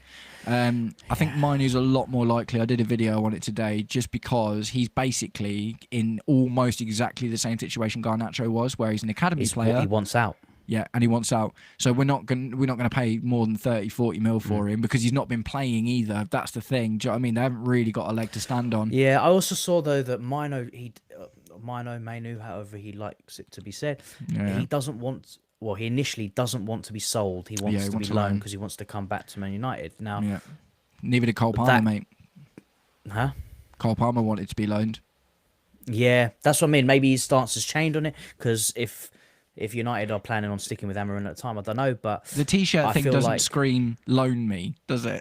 no, I mean, the amount of players United we've seen free me shirts and posts and stuff like that, but they do like if you in terms of business. Yeah. Wharton hasn't come out and said that he wants to leave or he wants to No. go or anything like that. So it Palace makes would the sell, though. negotiations tougher. Yeah, But then yeah, you've for got sure. a player that just wants out. Yeah, exactly. And so it puts you in terms of negotiation, it puts you in quite a powerful position. He wants out. He's not playing. And Yeah. because he's an academy product, they'll make the same amount of money selling him for 40 mil as they would a player they bought for 80 mil. Or do you know what I mean? So that's the thing, is they will ultimately, you know, and the thing is with Garnacho sat in the changing room and said, sell me to Chelsea or I'm going to sit on the bench all season. If Manu does something like that, that's the same thing will happen again, man. And they're not going to ruin his career, because that would be awful for their image, wouldn't it? If they because he's such a young lad and he is obviously really talented. Daniel Knight, Lavia is made out of glass and cotton wool. Yeah, mate. Yeah, he is. Dominic, Lavia to replace Paez at French Chelsea next season. Yeah, man. Yeah, 100%. I'm not going to lie. I think Paez could potentially come in to play the Buonanotte role for us next season. I think he's going to go back on loan. Do you reckon? I think he'll either go on loan to Strasbourg or get like a Championship Premier League loan. Yeah, I don't actually think Paez is going to be in the squad next season. He's not had an amazing season at Strasbourg, to be fair, has he? And to be fair, Andre Santos had 2 seasons out on loan before he came back to us as well, didn't he? So and then his season before he came to us, he was captain in the side. Yeah. He was like scored like 11 goals, top player, like ridiculous. So I think if Paez had teared it up this season, which there's still an opportunity, last 6 months he could. He's not starting every game though, I don't think. Yeah, I would think maybe, but I think that the fact that he's not in the 11 every single game, he's not performing amazingly. He's doing good spurts. He's getting better. I think another loan is what he will be getting next season. Yeah, maybe somewhere different as well, man. Like maybe, you know, an Italian team or a Spanish team or even a Premier League team. Do you know what I mean? Maybe I would prefer him to have a Premier League side or at least a Championship to get used to the physicality of the English game and the quickness, because the Championship is not. There's a gap. Yeah, but there's a lot more games, and so in terms of fitness and physicality, he's going to get probably a lot more roughed up in the Championship than he would get in the Premier League. But I think the Premier League would suit him and us better to see how he copes. Yeah. No, interesting, 100%. Daniel, when is Essigo back? I think January, but who knows, man? Because unfortunately, it could be another Lavia situation. Oh, did he? Oh, brilliant. Yeah, so he was in training, and I think this was just before the international break or after the international break. I swear he was in training or on the grass and getting involved, and then it came out, I think it was just before. Who was the first game back? Burnley. I think he said he had a setback, and I haven't seen anything since then. I will actually double check that while you're speaking, but I'm pretty sure he had a setback. Yeah. So never. Never. We're never going to see him again. Now, Shami, welcome to the stream, mate. Sorry it's taken us a while to get to your comment. We've been catching up. You guys have had a lot to say. We're absolutely loving it. Get a manager who can beat lower teams and not only show up against the big teams like it's a cup final and that reflects a small team's mentality. They're not forcing him out. They'd rather his next club pays the clause, but then I worry that he might continue to play with 3 right-backs or 6 defenders when we are down in the order to get the sack. Yeah, that's. Do you know the annoying thing about that as well is, like, if something like happens like that, he might do it on purpose, and at the same time we'd just be like, well, we've seen him do it before, so he just had a brain fart or whatever. Yeah, difficult one though, man. I don't know. I would hope it doesn't get as toxic as to the point where Maresca is purposefully throwing games, because at the end of the day, like, you know, unless the deal is agreed already for him to go to City or whatever, if he stops performing well at Chelsea, then City are going to question it, aren't they? You know what I mean? If he starts throwing games and making bad decisions, they'll be like, oh, imagine if he did that here. No, maybe we'll go for someone else. Always a possibility. Do you know what I mean? Always a possibility. Dominic, if Glasner can bring Gurhey and Wharton with him, I'm not going to lie, I'm starting to buy into this new storyline that's being pushed. Enzo to replace Pep. Yeah. Well, I'd love to see Gurhey and Wharton and a striker and potentially a goalkeeper. That makes us title challengers, man, doesn't it? Like, let's be honest. Daniel, with squad rotation and squad depth, it did not look good enough. Yeah, no, that's true. But I think squad depth is largely influenced by injuries. And this is something we don't talk about enough. Enzo Maresca's inability to get a tune out of João Pedro. I don't think we can squarely put that down to João Pedro. Do you know what I mean? At the end of the day, the manager manages him at the end of the day, and it's like he is getting a lot of game time, and he's not being dropped either. I know at the moment we don't have any striker options and stuff, but even when we did, do you know what I mean? He was still getting a huge amount of game time. Abu, do you think it's a disgrace that the owners love saying that they're good at business, still can't secure a front of shirt sponsorship? I'll couple this with Dominic's comment because he replied to him saying, most definitely, but not going to lie, our shirts since no front of shirt have been fire. I 100% agree with Dominic on that one, man. I think it's a bit embarrassing at this point that we haven't got a front of shirt sponsor, and it's almost made worse by the fact that we've had 2 temporary ones. What it does say is they want the right deal because they want to sign a long-term high-value deal. Now, it does feel like they missed an opportunity at the start of this season because we won the Club World Cup and we were in the Champions League and our stock was really, really high. For me, that was the moment to go out and do it if you were going to do it. I don't know why they didn't do it. I know that there's this talk at the moment that we've been talking to some front of shirt sponsor and the deal's fallen through for them to be our front of shirt sponsor so they can go and be Arsenal's sleeve sponsor. I'm not really sure what's gone on there, but yeah, it's only annoying because of the financial implications. Do you know what I mean? We're obviously in a bit of trouble where we need to be bringing money into the club, and you know we haven't got any more hotels to sell or any more. You know what we're going to do next? Sell the under-21s. Do you know what I mean? So yeah, I do think it's not great that we haven't got a front of shirt sponsor, but also I completely agree with Dominic. I think the shirts look amazing without it, man, and it makes us stand out, doesn't it? That's what I was going to say. It's like a publicity kind of thing. Yeah. Only team in the world, pretty much, or at least in top flight football, to not have a shirt sponsor. But it's something that needs to be sorted. I'm saving up my YouTube money for the first time I'm making realize. So I'm waiting to take I've got to earn a certain amount of money before I can start taking it from YouTube. Yeah. The first thing I'm going to buy when I've earned enough money from YouTube is that black kit without the. Hopefully, I can get it before we get a sponsor on it because it's just so clean, man. It's so clean. I love it. It looks beautiful. Daniel Knight, what do you think of the League Cup draw? We don't have a good record against Crystal Palace and Arsenal.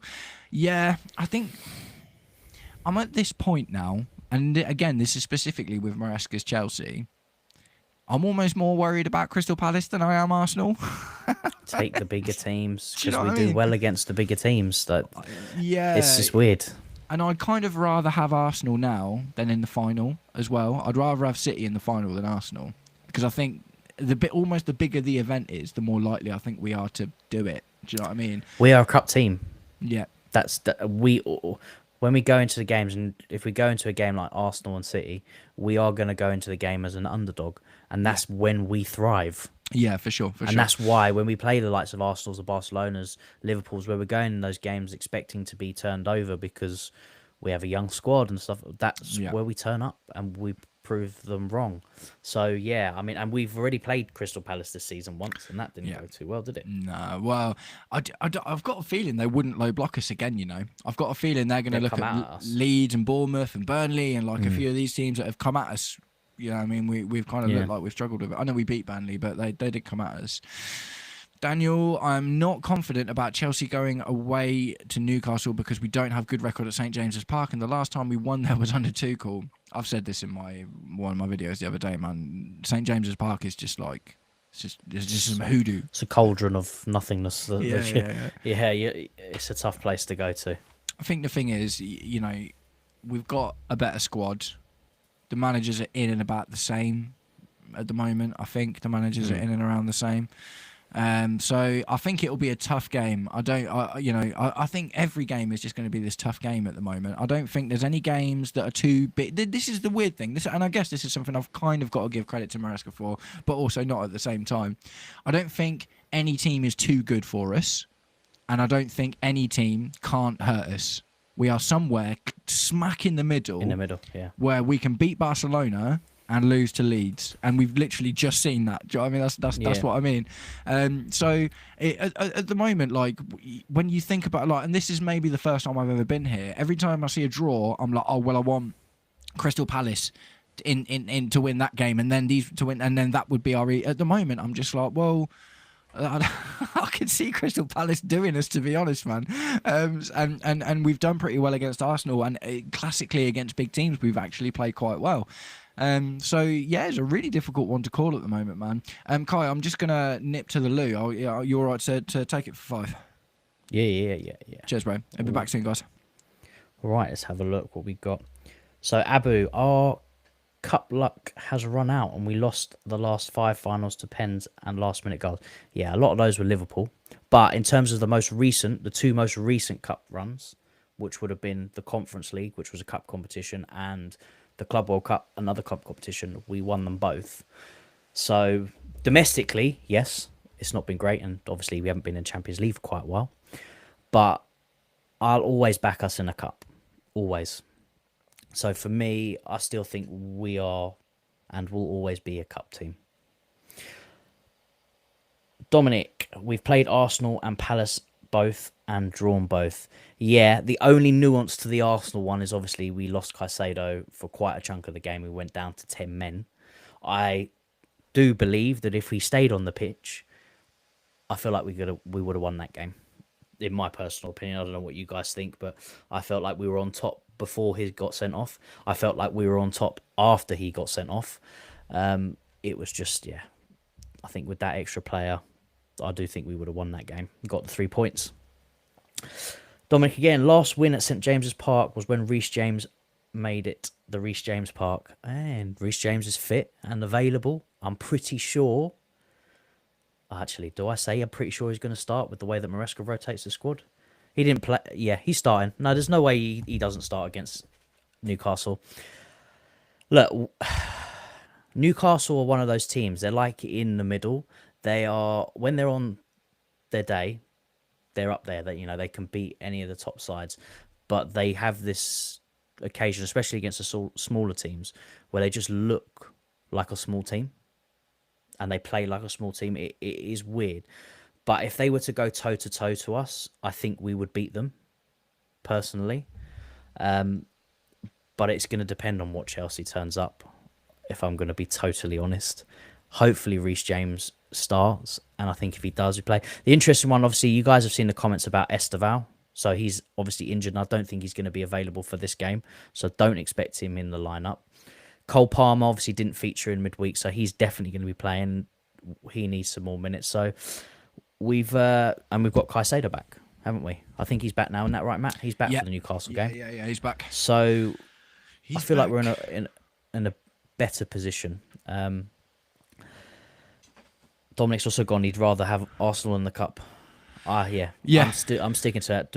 The bigger team, the better. I think for us right now. I just think that, and we can only say that based on like results that we've seen. Do you know what I mean? If we look at the data, do you know what I mean? If we look at the data says that we're actually more likely to get a tune out of our team against an Arsenal than we are a Crystal Palace. There's also the questions on it, right? So Arsenal, their main focus for me, League, Champions League, then anything else is a bonus. You say that, so but they've only won 1 FA Cup since Arteta's been in charge. I'm telling you, man, I feel like, when we looked, no, I don't think Mikel Arteta's going to throw it, but similar to how Maresca was last season, he was more focused on the stuff that he knew he had to win. You're telling me now, if Arteta won the FA Cup or the Carabao Cup, right, and didn't win the Premier League, Arsenal fans would be happy with that. Not in the slightest. No, I'm telling you. Now, do you not think they'd be happier with a trophy than no trophies? So your premise is on the assumption that he tanks these and then definitely wins the Premier League or the Champions League. Do you know what I mean? And that's what I think. Like in terms of longevity, 1 trophy in 7 seasons. Is this his 7th season? 6th season? 6th. Yeah, I think it's his 6th season. 6 seasons. I'm sure the chat will correct us if we're wrong. 1 trophy in 6 seasons. Is 100% worse than 2 trophies in 6 seasons. If you just think about it like that from an Arsenal fan perspective, do you know what I mean? You'll never remember that you nearly won the Premier League that year. You'll never remember that you nearly won the Champions League that year. But once you've got a trophy, you've got a trophy. And I think that Arsenal fans deserve a trophy, even if it's a small one. And I don't. And the thing is, because this trophy is the earliest one to win and the easiest one to win at this point in the season, that's why I want us to win it. I'm more interested in winning this than the FA Cup, because I would rather we focus the end part of our season on the Champions League and the Premier League and try and get good results there, and already have that one trophy in the bag to push you forward. Do you know what I mean? But yeah, that's my 2 cents on that. Daniel said Crystal Palace draw in the Conference League tonight, and Strasbourg top of the Conference League phase. Yeah, Strasbourg. I like Rosinia, man, and I like the team. The team isn't even just made up of Chelsea players. Like, I know that's a narrative that we kind of spin, but they've got loads of really good players. Yeah. Fair enough. Although Omega is obviously yeah, he's injured though, isn't he? Again, I thought he's back now. No, maybe I'm wrong. I think he's back now. And that Asugo is out. He has had a setback. I'll just check. Yeah, okay. Okay. So he's... Gotcha. Dominic, if I see Gusto in the 10 again, mate, same as that, man. Same as that. Agustinho? Agustinho! Yeah, mate. Oh, mate, it is a nightmare, isn't it, man? It is an absolute nightmare seeing Gusto in the 10. Yeah. I feel, do you know, honestly, I feel bad for Gusto at this point. I just genuinely feel bad for Gusto, because he's such a good right back. And imagine, right, picture this, Malo Gusto at Liverpool. Yeah, it'd be flying.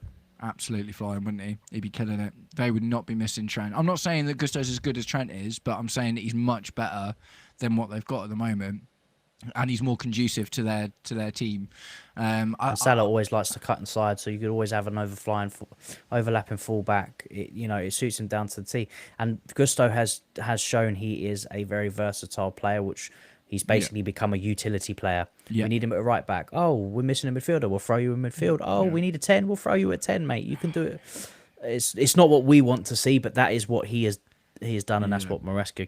I feel like that is exclusive to Maresca and Chelsea, though. Do you know what I mean? I feel like if we had any other manager, or if Gusto was at any other team, he'd just be playing as a right back because he's so good at it. Like with Reece James, I get it more because Reece James, it's possible that Reece James can't be that flying right back anymore. Do you know what I mean? Since he's come back and... Also, he has played midfield back in Wigan. Yeah, that's true. He played in midfield there. Season. I think he was even captain in that time. And obviously, that's a completely different manager, setup, whatever. So it's not a position that he hasn't played before and done well at. Yeah. So, but Gusto is a new one. Yeah.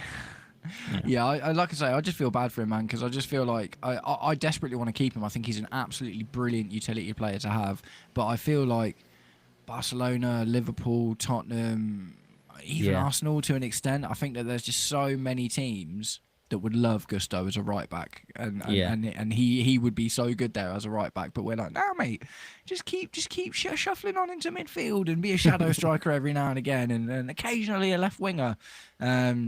Yeah, madness. Right, Omar, the difference when we played Arsenal was they played not to lose that match, and we, even with 10 men, were going for the dub. You can't play with that type of mentality. Yeah, that's true. And I think the truth of the fact is, with 11 men on the pitch, if they go in with that mentality and we go in with ours, we'll do them that time. But it depends who we've got available, though, doesn't it? That's the thing, because I know Moises Caicedo is suspended again, isn't he, for the next cup game, is it? I think I read something saying that he'd picked up too many cards. Did he accumulate too many yellow cards? Because he didn't get sent off, did he? No. I think he's picked up too many yellows. We barely played any Carabao Cup games. We had like 2. Or 3. I don't know. Check it out, man. I'm wrong. I'm happy to be wrong. I'm happy to be wrong, but I could have sworn that I'd seen somewhere that he that he was going to miss the next Carabao Cup game. Daniel, last time Arsenal won trophies when Chelsea got robbed in the FA Cup final under lockdown. Yeah, that was true. We 100% should have won that one, man. 100% we should have won that one. Car Mafia, yes, mate. Yeah, and welcome back, man. We remember you from the last time. Good to see you here, bro. Hope you're doing well. Our next 2 games will tell us if our players like Maresca, the next 2 games decide his future. Yeah, man, I kind of agree with that, to be honest. And the truth of the fact is, like, and this is a problem. Honestly, if Maresca hadn't have said what he'd have said, and all of this other stuff we were talking about wouldn't have happened, there wouldn't have been a core thing to link it all together. Do you know what I mean? So ultimately, it would have been easy to say it's just noise. Don't worry about it. Don't think about it. This and that and the other. But because Maresca said what he said in the press, now that's a catalyst for all of these things being linked to the thing that he said, and like I said, ultimately that could affect the team. And look, man, like the players are going to want to do well for themselves at the end of the day. Like I don't think the players are going to throw Maresca under the bus. The players want to win. No. The players want to do well. Do you know what I mean? It'd be silly, but at the same time, it's like it's not even about them wanting to. It's just about if they're like, oh, this manager said all this stuff to me, and he said he believes in me, and we're going to do this and that and the other together, and he's actually like got one eye on the Man City job instead. Do you know what I mean? And it's just it's a personable relationship, isn't it? At the end of the day, with a manager and a player. So yeah, I just think it was silly for him to have come out in the first place. Gustinho, Dominic like Gustinho.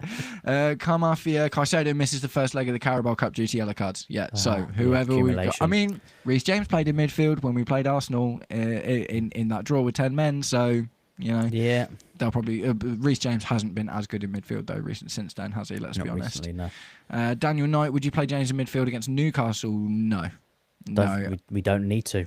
No, I wouldn't. I would actually give Malagusto a break for this game, and that is why I'm surprised we didn't play Malagusto against Cardiff. Well, he came on eventually. Oh, definitely seeing James in midfield then.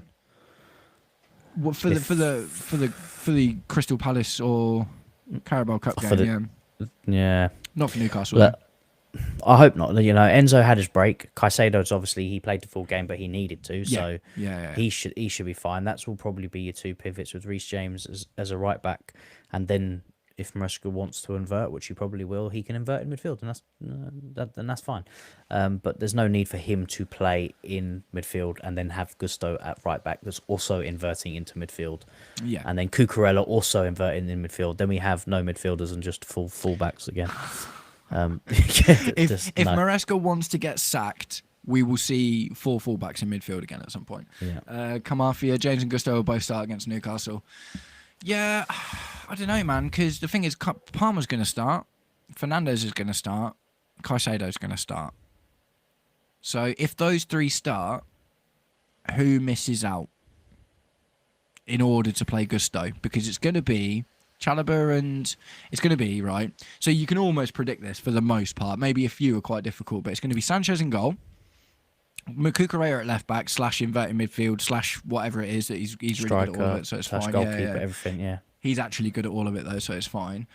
So Chalobah and Fofana in midfield.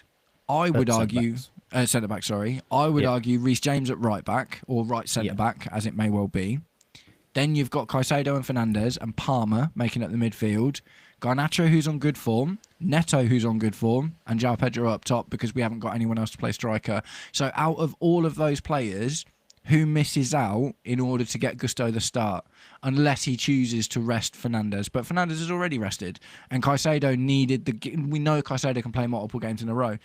I don't think our strongest 11 contains Gusto. Do you know what I mean? Personally, that's just my 2 cents on it. And I'd be interested to see what you guys are thinking. Well, right, okay. Dominic's saying James and Caicedo in the pivot with Fernandes in the 10 and Palmer on the right. So that means you'd sacrifice Garnacho and put Neto on the left then, I assume. And personally, I wouldn't do that because Garnacho's just scored 2 goals. I don't think Palmer has played or barely played on the right under Maresca. I don't think he's played on the right. I know he's been injured for a majority of the season. He's played on the right once and he played on the left once in a Club World Cup game. Mm. But do you know what? Honestly, Maresca has actually spoken to this before in a press conference when people have been talking about, have you thought about playing Palmer on the right? He said, and I quote sort of, if Palmer starts in the middle, he plays in the middle. If Palmer starts on the right, he drifts into the middle. So it doesn't matter where you start Palmer, he's going to play in the middle. So the problem with that is starting Palmer on the right is he's not a wide winger and he's not super fast either. He's not going to stretch the play. He's not going to create width.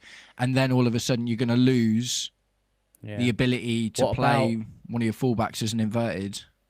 What about going with a false 9? I don't know. Do Newcastle play a high? Probably not.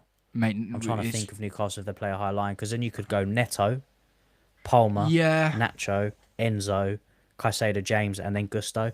Could do that. I mean, we've only really seen like it against Barcelona. Who played that line, but it's I don't Newcastle. think Newcastle play too high like that. I just don't see it. Yeah, interesting shout. João Pedro was honestly the only player on that team, like on the pitch. And the thing is, though, Palmer on the right just doesn't really do it for me, man. Not in this team. I liked it with Pochettino's team because Malagusto was an overlapping right back and held the width. But when you lose a lot on the right wing, and James isn't a bombing on right winger anymore either, is he? So it's yeah. I mean, Palmer on the right only works if you have overlapping fullbacks, and if Gusto is going to be inverted or James is going to be inverted, then it doesn't make sense to have Palmer on the right because you're not going to have that width anymore. True. So but I mean, I guess, yeah. I think the thing is, We'll wait well, and though, see. That's the joys of Maresca. Personally, I've just kind of spoiled my my match preview video with my starting 11, but I'll go through it again quickly. What I think Gusto misses out. And I think it'll be Sanchez, James, Fofana, Chalobah, Cucurella, Caicedo, Enzo, Palmer, Garnacho, Neto, João Pedro up top. That's what I'm going for. I would, I wouldn't hate to see Neto in a false 9, but at the same time, I don't really want to see Palmer on the right in this team because just putting Palmer on the right in this team means you have to experiment again. Do you know what I mean? And it's not like consistent, and it's not a style of football that we're used to playing. So I would kind of rather we just go for a tried and tested. Okay. Car Mafia, Garnacho misses out. Palmer plays right wing with Gusto Lavin, Neto left wing. Well, that's a couple of people that have said that now, so I'll shout you guys out in my review video. Yes, that Car Mafia and Dominic are both saying that, so I'll shout you out in my review video if that does turn out to be true. I don't think that'll happen, but I like the idea. Sort of. I don't love the idea of Palmer on the right in this team because it changes too much else in the team from what we've been doing, and I think one of our biggest problems this season has been lack of consistency. I think this is going to be a tough game, and we need to not try anything. So we need to go in with what we're good at. Daniel Knight, I just hope journalists don't ask stupid questions in the press conference. I hope they ask questions about the game. Yeah, it's not going to happen, man.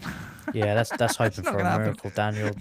Journalists just ask stupid questions anyway. Soraya, who I've heard her name quite a lot, and she's generally in the press conferences all the time. Yeah. She asks some decent questions, but 9 times out of 10, it's one stupid question. And the thing is, you'll get a journalist ask a stupid question, right? And then you'll get the next journalist ask the same stupid question, just in a different way. Yeah, different way. Yeah, 100%.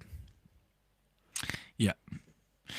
Okay, Dominic, Maresca to go fully left field and put Neto up with AG Garnacho up top with Garnacho left wing. That seems to be the that would be pretty left field, truth be told. But for me, I just want to see us stop seeing this experiment. Man, Pep never experiments. Do you know what I mean? Well, he does sometimes, but very, very occasionally. Yeah. And when he does, he'll put John Stones in midfield, and he'll do that for 4 or 5 months, and then he'll try something else. Do you know what I mean? One of the things I don't like about Maresca is that he experiments game to game, and that is one of the things that helps makes a struggle for consistency. Car Mafia, Maresca will want Reece with Caicedo in midfield for physicality. I mean, Reece will be in midfield if he starts at right back, though. Do you know what I mean? That's kind of my point. If Reece starts at right back, he'll invert into midfield. So you'll have Caicedo and Reece James in midfield. And then you'll have Fofana playing right centre-back, Chalobah in the middle, Cucurella playing left centre-back, probably. Dominic, Palmer starts on the right with Gusto on the overlap. Yeah, interesting. That seems to be the shout that you guys are making. I'm up for seeing what happens. Daniel Knight, Cucurella is 2 yellow cards away from a match suspended. Yeah. So sick of cards and suspensions this season, man. It's been a nightmare. Carmafia, no Dan Burn. That's interesting because he's massive, isn't he? He's absolutely huge. Yeah. So that's not a terrible thing for us because it means we might be able to take advantage of that. Dominic, João Pedro needs to hold bench. Yeah, I mean, I don't even disagree with that. He's underwhelming. I think he's underwhelming, but he's still scoring the odd goal. I mean, he obviously got the Tottenham goal. He scored. Was it Champions League? Yeah, Atlanta. Yeah, Atlanta. He scored 6 goals this season, man, in 21 appearances. He's not Club World Cup, João Pedro. No. But we've had our theories as to why that might be. Yeah. Do you know what? Interestingly, I actually think it might be. You said something to me a little while ago that's been like living in my head rent free, and you were saying You're about. welcome. I think it was the last time we did a stream. You were saying you were worried about Maresca coaching the magic out of Esteval. Has he already done it out of João Pedro? I didn't even think about that until after you said it. But then I was like, look at the João Pedro that we got. And now, and the João Pedro that we've got now, has Maresca already coached the magic out of João Pedro, and he's just like a shell of his former self? It depends on how he's wanting his strikers to play. If it's all focused on just getting the ball and setting it, then he would have coached it out of it. Because João Pedro loves a flick. He loves a little flick. That Brazilian little, I'm going to dink it around the corner. And I'm still seeing a little bit of it. Yeah. He looked all right actually. He got quite a low rating, but he looked all right when he came on against Cardiff. But it's Cardiff. It is always when the manager is so systemic, and it's like it's becoming. I mean, we even said it. I think last season that the football was becoming robotic. Yeah, definitely. And when football becomes like that, the players like an Esteval, like a Hazard, like a Palmer, you coach away their magic. Because you make them system players, and I do not want that to happen, because that is what's going to win us games. That's what's going to win us trophies. These bits of magic. So I hope not. I mean, even Pep's got his systems, but he still allows those players to produce some moments of magic. I mean, he had one of the best players in the world at that, which was Messi. Yeah, but also we've actually also completely seen coach it out of people as well, vis-a-vis Jack Grealish. Yeah, Jack Grealish. I mean, there was a thing on Doku that potentially he was, because Doku was lighting it up and then comes here, but he looks better now. Savinho as well, kind of started well and has dropped off a bit. It's the jury's still out on it, but I hope that's not the case. Yeah, me too, man. Me too. Right, so Daniel, I'm getting frustrated with João Pedro as number 9. Oh yeah, well, I think we've just covered that one. Omar, does João Pedro need to be benched? I feel he holds the ball too long and at times halts the attack and doesn't seem too fluid at times when he's on the pitch. The only issue with that is, unfortunately, as much as I love Mark Yu, I don't think Mark Yu is good enough to do you know what I mean? To take us through this. Big games, what have we got? Newcastle, Aston Villa, Bournemouth, City. Do you know what I mean? At the moment, unfortunately, without Liam Delap being there, and Liam Delap wasn't even doing that well. Liam Delap scored 1 goal in 11 games against a 10-man Barcelona. Do you know what I mean? Unfortunately, where we are right now, unless we completely go in on the Pedro Neto as the false 9 and wait till Esteval comes back and whatever, we haven't really got that huge amount of options, man. Car Mafia Siraya is the best. I don't know who that is. That's a journalist, yeah. Oh, is it? It's the one I was talking about, yeah. She's generally asked the right questions, so to speak. Sweet. What else? Jonas are going to do what Jonas are going to do. Yeah, that's 100% true. Daniel, what about Neto as false 9? Again, just kind of covered that. If Esteval was fit and ready, I'd be more up for that. But I don't love the idea of Cole Palmer on the right for us in this team at the moment, to be completely honest. Kamafia, how would you guys feel if Maresca goes to City? Not as, I don't know, man, like apathetic, I guess. I would not be happy about it, but it wouldn't be like if Mourinho left us for City. Yeah, he hasn't built that affinity, that like deep connection enough for us to be like super pissed and super sad about it. Yeah, exactly. Whereas if it was like a Mourinho, for me, even if Tuchel went to City, I wouldn't be happy about it. Yeah, because I was a bit really miffed when Conte went to Tottenham, to be honest. Yeah. I actually understood it more with Mourinho because I was just like, that's just who you are. You just don't care. That's banter. Yeah. But if anything, with Tottenham, with Conte, I was a bit annoyed. Yeah. But yeah, I like Maresca because of the idea of what he can do, but he hasn't done enough. He's not there yet. Yeah. No, he's not there yet. He's not legend status at the end of the day. Like I'm happy he's got putting a team together and winning a couple of trophies and stuff. But at the end of the day, like. It's different, isn't it? When you support a club that expects success, what makes you love a manager, the expectation's a lot higher. Do you know what I mean? It's like, a lot of Fulham fans love Marco Silva. Do you know what I mean? And he's not won anything. Do you know what I mean? But at the end of the day, it's a different relationship we have with our manager than a lot of other clubs do, and it's harder for us to get attached to a manager as much as it is some other clubs, because we generally get attached through success, right? We're attached to Tuchel because he won the Champions League. If Tuchel didn't win the Champions League, he didn't really do anything else. He finished third one season, but so did Sarri. Do you know what I mean? And we didn't love Sarri either. And Sarri won a trophy, to be fair, actually. And maybe Tuchel had a bit. Tuchel had a bit more personality about him, didn't he? At the end of the day? I think one of the big things for Tuchel, for me, not just the Champions League, but how he conducted himself through that period of the ban and the sale. Like, that's fair. And I know a lot of people will be the same, but when he come out and there going, I'll get myself a bus and I will drive the team there. For me, that's top tier. That's what I want to hear from that kind of thing from my manager. But no, to be fair, no, I'll give you that. Right, let's move on. João Pedro does better with Garnacho and Estevao on the wings. He doesn't have any chemistry with Neto. I think so. Me and Kyle, we won't get proper into it because I'm aware that we're getting close for time. But also, me and Kai have talked about it, and we think that João Pedro is better when Cole Palmer or Estevao is on the pitch somewhere. So I think Neto can be on the pitch, as he was for. Honestly, Neto was our right winger when we were smashing it in the Club World Cup, and João Pedro was putting him away like no one's business. Do you know what I mean? I don't think Neto is the problem. I think Cole Palmer not being there is the problem. Or I think Estevao not being there is the problem. Yeah. I think João Pedro functions at his absolute best when he's got an unpredictable attacking midfielder that can dovetail with him and change positions and be unpredictable. What Cole Palmer does really well, which suits João Pedro. Because for me, and we all say it, João Pedro's not a 9. He's like he's a 9.5. He's an in between a 9 and a 10. He's a Joshua Zirkzee.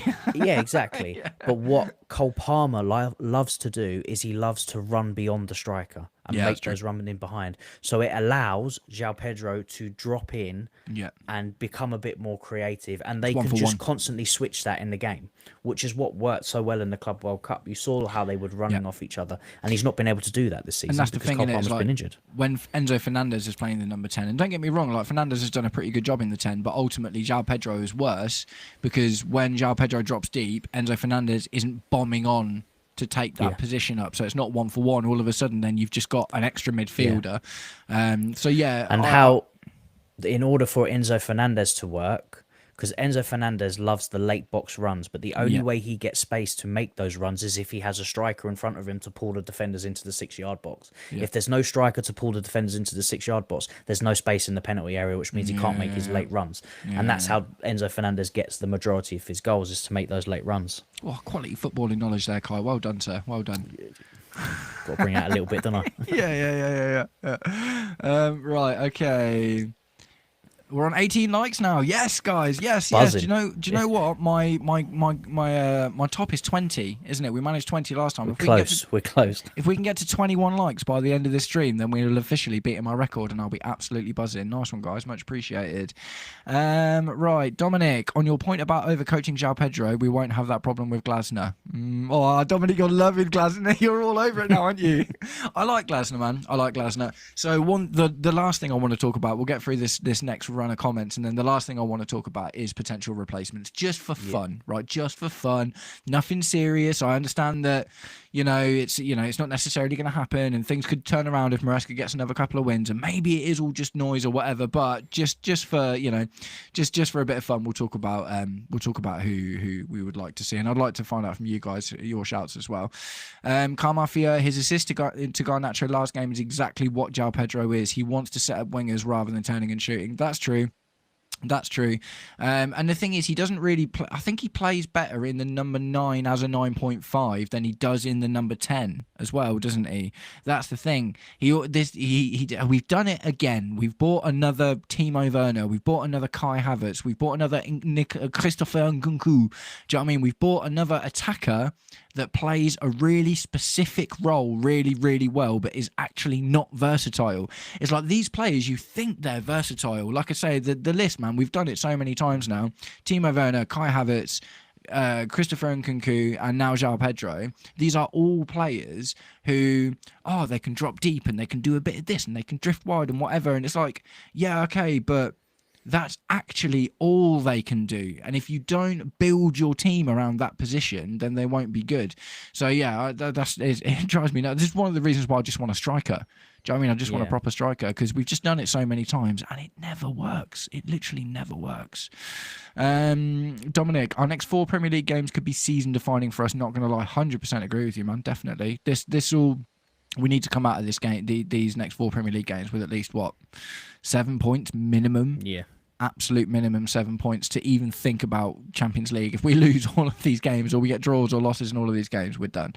Maresca is the first manager I can recall since Ranieri or maybe Potter who is just neutral, neither hot or cold about, yeah, man, I'm the same. I'm backing him because he's the manager and I understand that in the model and the project that he's in, he needs time. Do you know what I mean? So I've not been quick to jump on Maresca when things have been going bad. I only jump on Maresca when he makes problems for himself. That's the only time I jump on him. I don't even necessarily, for instance, the comments he made in the press have wound me up more than the loss to Atalanta. Do you know what I mean? The loss to Atalanta, yes, it was of his own making, but I'm like, it's a game, it's a mistake, you can learn from that.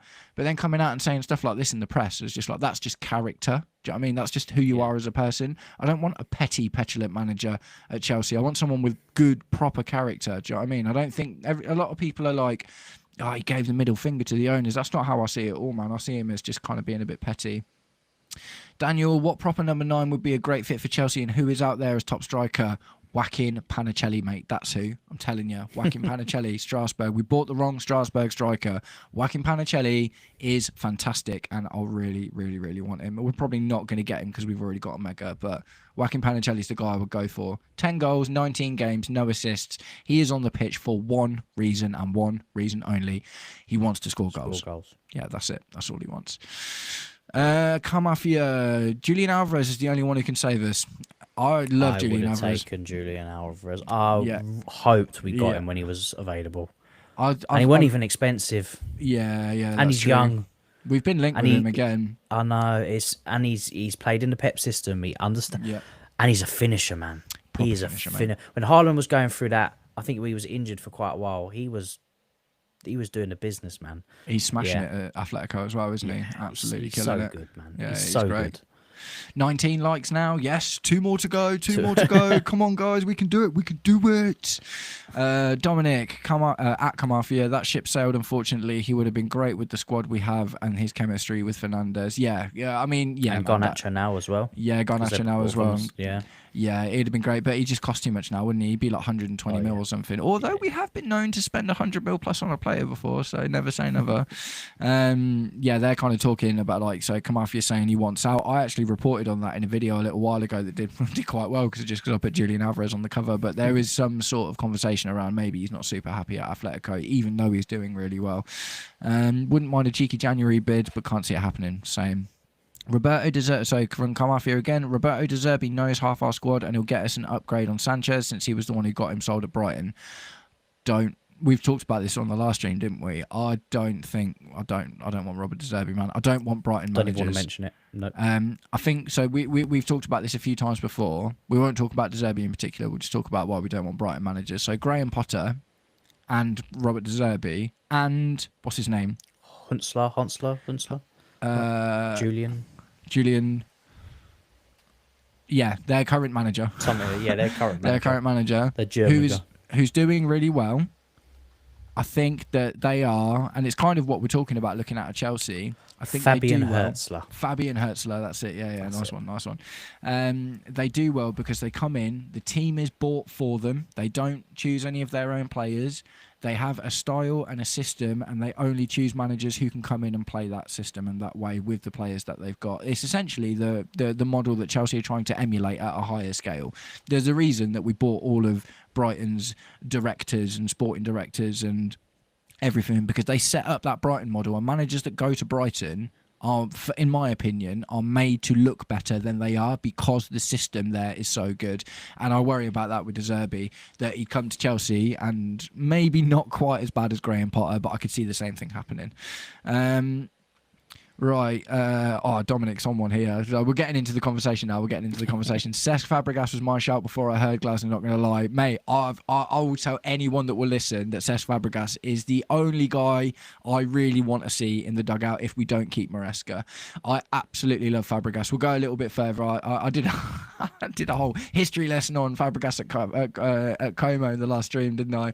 But yeah, we'll get back into that in a minute. But I would love to see Fabregas at Chelsea, man. I think he's perfect, actually. I think he even might be more perfect than Maresca is, if I'm completely honest. I think his playing background and coupled with obviously his situation he's found himself in the Italian league, I think is much more impressive than what Maresca did at Leicester. And I think he's done it with a lot less investment. And he's just gone in and worked with the players that he's got. Niall Shamsi as well. Cesc, bring me Cesc. Company will go to City, and Enzo is a good fit for the Italian league. Dominic says, can't see Company leaving Bayern before Maresca leaves Chelsea. It's a fair shout.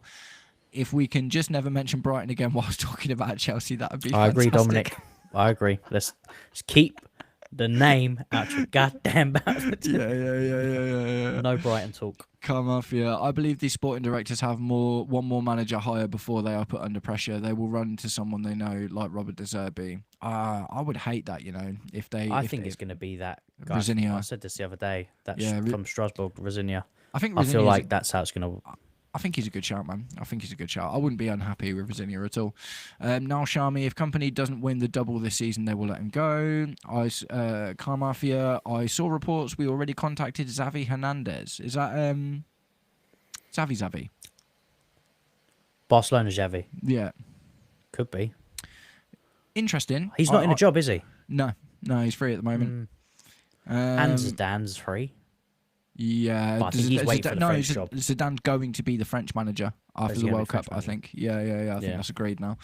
Omar, Strasbourg manager replacement for Maresca if he's sacked. Yeah, man. The same. Yeah. Genuinely, I don't even hate that, man, and I'm happy to explore that a little bit.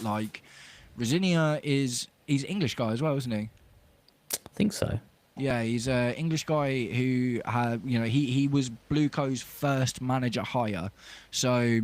For Strasbourg, because they had a manager and then they let him go and then hired Rosinia, and Rosinia's been there ever since. Rosinia's been, and the thing is, Rosinia is proof that the ownership want consistency.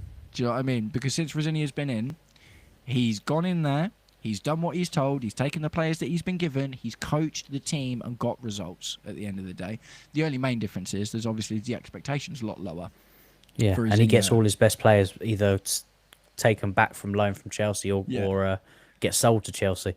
But then they get replaced with pretty good options, don't they? At the end of the day, and at the end of the day as well, look at Diego Moreira now. Look at what he's done to Diego Moreira. Diego Moreira had 5 appearances in a Chelsea shirt, absolutely awful, and now Strasbourg, he looks like a world beater. It is brilliant. Yeah, Absolutely I still feel, and it's never. I feel like when the option was there, we should have got Enrique. Did he not turn us down? Yeah, he did. Yeah. No, I don't think he turned us. I think we turned him down. Oh, it was Nagelsmann that turned us down. Yeah. I think we turned Enrique down, and I think he would have been the best fit.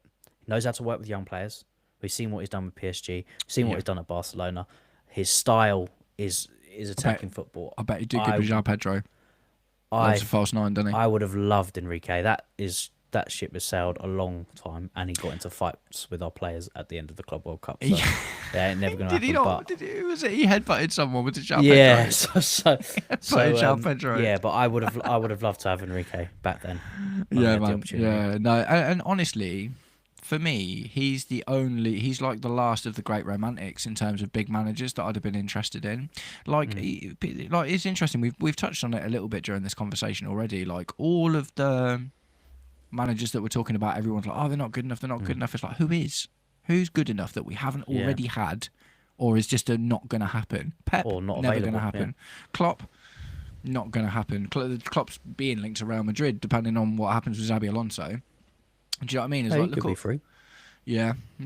But again, do you know what I mean? He's the same. He's that same level of manager. All of the managers are at this level at the moment. If you look at, You know, Arteta is one of the new school managers, and he's, you know, been in the job for a little while now. But I wouldn't consider him one of the old guard. Do you know what I mean? It's like Luis Enrique was the last guy that was available, and he went to PSG. So I just don't think there are any, like, I wouldn't want a Tuchel or a Conte or a Mourinho again, because that era of football is over. And even if it's just financially, even if it's Tuchel. If he didn't go to England, I wouldn't have. I would have had him back. Now that he's in England, I want him to stay as England manager. Do you know what? I don't remember everyone. Do you know what's really interesting that I've just thought about? Everyone is going in on the owners for not giving Maresca the players that he wants. Tuchel didn't want Romelu Lukaku, but no one had a go at Roman and Marina Granovskaya for forcing Romelu Lukaku on Thomas Tuchel, the same way that people are having to go at our current owners for giving Maresca the squad that he's currently got. Do you not think that's interesting? Appeasing the fans, that one. And I suppose he was at Chelsea when he was not through the academy, but he did come in at young, and then he was obviously sent out on loan, and there was always that, is he the next Drogba? Can he replace him? And there was always that hope kind of thing. Only but talking I about, get what you're saying. Like, because he was bought at the start of the season, do you know what I mean? So yeah, okay, no one has that conversation then, but halfway through the season, when he's barely getting picked, he's not getting picked over Kai Havertz, by the way, who was literally one of the worst players I've ever seen in a Chelsea shirt, albeit he gave us that moment in the Champions League final. But as a player at Chelsea, it's also one of those things, though, like we talk about Pep, about having credit in the bank. Like, if he has a really, really poor season, he's good. Like Roman and what they did for us over that extended years, it's not like that was the only signing that was wrong in their tenure. There were quite a lot. So I kind of think, like, even if it was a wrong signing, you couldn't do wrong, just because what they have taken the club from and made it into, whereas this ownership, we're still waiting for it to happen. So they kind of don't have any, and they've made a lot. Would you argue that they've probably made a lot more poor signings over a shorter space of time than only because they've made much more signings. Do you know what I mean? But Chelsea made loads of howlers, man. Loads of howlers. People that seem like good signings, like Felipe Luis, couldn't get a game. Do you know what I mean? Shevchenko, awful. Timu Bakayoko, one of the worst 40 millions. Monaco, one of the worst 40 millions ever spent. Kai Havertz, Timo Werner, Hakim Ziyech. Do you know what I mean? Honestly, it is just as easy to name terrible Chelsea signings under the Roman Abramovich era as it is under this current era. But again, it's still managed. Like, even like, obviously we had the Ziyech and stuff through Lampard, but we still managed to win the Champions League. They were bought for him, though, weren't they? Yeah. No, that's true. You know what I mean? Like. All right, let's go through a couple of these comments and then we'll look at wrapping it up, shall we? Because we've been going for a little while. Right. Yeah, so it is Barca Xavi. Yeah, okay. I'd be interested in that. I like Xavi Hernandez. Yes, Liam Rosinia is English. Xavi Hernandez knows how to win a league with kids. That's true. He did a really good job with that Barcelona team. I'm so surprised that they sacked him, man. I mean, don't get me wrong. I know Hansi Flick's doing all right, but that seemed really weird to me. 20 likes we're on now. Yes, wicked. One more. What if we can get one more in the next couple of minutes? We've done it. Beat the record. Yeah. Dominic. No. Nal Shamsi. No, Dominic. Sorry, going back. Enrique wouldn't have dealt with the SDS at the board. 100% true. Enrique would have been didn't get it. Tuchel. Yeah. It'd have been another Tuchel situation. 100%. Because they're already kind of having that issue now, aren't they? Because he's the reason that they got rid of Donnarumma when they probably didn't want to. Now Shamsi, Jose didn't want Shevchenko. So, you know, there is a history of players being forced on managers. Dominic, fans had the fear of God in them knowing it was Roman's era. Now it's open season for the ownership. Yeah, that's true. That's true. I mean, there was always that fear that Roman was going to turn up at your house, wasn't it? In a black suit. Or someone speaking Russian. Someone speaking Russian would turn up at your house in a black suit and be like, you come with me, we go to God. Car Mafia, Man City playing midfielders at fullback. Nobody had a perfect squad. It's all about coaching. That's true. 100%. Great shout. Ben Haim. Oh, no, God. Alexandra Pato, Radamel Falcao. Mate, it's just so easy. We can go for so long, man. Higuain, that was awful. Aubameyang, Koulibaly, Sterling. Do you know what I mean? It's like, oh no, they were recent. They were recent. They were Blue Co ones. New record. We're on 21 likes. We did it. Yes, we got through. Yes, nice one, guys. Thank you very, very, very much. You have all been absolutely wicked. This has been a great stream, man. I'm going to try and meet if I can get Kai to agree with it. I would like to try and do this once a week. I think Thursdays feels like a good day in general as well, because there's never going to be anything particularly Chelsea related going on, is there? So we could just kind of feel out what's going on and what's coming up. But yeah, we'll talk about it. But if you guys enjoy being here for this, then we will try to come back and do it more often, and hopefully we can just keep growing the crowd, man. Dominic, the 100%. Graveyard of nines we've had is actually scary under Roman era, but you're right, Roman has credit in the bank. Yeah, and it's balanced, I guess, isn't it? And at the end of the day, like, if the owners start winning titles and Champions Leagues, well, yeah, 2 Champions Leagues for Roman. So that's it. What you say? The owners need to win what, 7 Premier Leagues? Is it 7 Premier Leagues, 8 Premier Leagues? Yeah, they've got a long way to go to reach anywhere near Roman's credit in the bank. But yeah, that he had the credit. And look, you're never ever gonna sign every player perfect. But what he did do is he continued to invest. He continued to get experience, whether that be players or managers. And we were winning, man. We were winning everything. And that is the only thing that is going to change anyone's view on this ownership. I know that people say win, lose or draw Blue Co out, but if we're winning Premier League, Champions League, Cup 100%. Season after season, it will start to change. It will, because we'll be back to where we want to be. The thing is, we've seen it as well. Liverpool, Arsenal. Do you remember? It's time to go. God bless his soul, Claude. Do you know what I mean? But it's just like AFTV was hilarious because it was just Arsenal fans screaming about how much they want their owners out, and it's like, I never want to be that. Do you know what I mean? I never ever want to be that. And then, like I say, Liverpool fans, FSG, really not happy. Man United fans, it's the Gary Neville, it's the Glazers, it's the Glazers, it's the Glazers. Do you know what I mean? It's like, and all of a sudden, all it takes is some results to start going your way, and everyone stops talking about it. So, I drew for and look, at the end of the day, the only time I can think in recent history that there's been a change of ownership in the club where the club has gotten better for it is Newcastle. But they were they were getting relegated. Do you know what I mean? They were becoming a championship team, and for them to be now back where they are in the Champions League, like, that's unbelievable. Like, we're not worrying about that. Do you know what I mean? We're not worrying about that. You know, Mike Ashley is just a terrible human being. Do you know what I mean? Like, top to bottom. I've got my own personal issues with Mike Ashley, actually.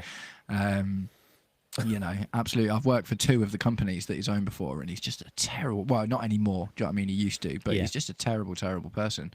I would rather have Blue Co than Mike Ashley at the end of the day. I'd rather have Blue Co than the Glazers. Do you know what I mean? Because the Glazers just constantly took money out of the club for years and years and years and years and years with no reinvestment or anything at all. It's like, I feel like, even though, look, this isn't me saying I love the owners, but I'd rather have them than the Glazers, and I'd rather have them than Mike Ashley. Do you know what I mean? It's easy to look at the bad things and what you're not getting and what not happening. But at the end of the day, we could have had the Ricketts. We could have had a Saudi conglomerate, and that might have been awful. Do you know what I mean? That might have been absolutely awful. That could have gone really badly. Do you know, honestly, Newcastle might have been saved by the fact that they weren't allowed to spend. Because if the Saudis have just gone in and spent billions on play. Look at what's happened to Liverpool. They could be in a worse position than they currently are if they'd have just been able to spend. The fact that they had to spend within the means of the club, and that's made Eddie Howe build a team over time and start to build a core of a team that's doing well. And yes, I know they're not having an amazing season now, but at the end of the day, like I say, it wasn't very long ago Newcastle were relegation fodder or an actual championship team. So I think it's easy to be seduced by the money. It's easy to go, I just wish there was someone who'd come and spend 300 million on a striker and that will win us the league. And it's like, well, it doesn't necessarily. It's like, look at Liverpool right now. Right, we'll do a couple more comments and then we're going to start wrapping it up, guys. But thank you so much. Thanks, obviously, first and foremost, thanks to Kai.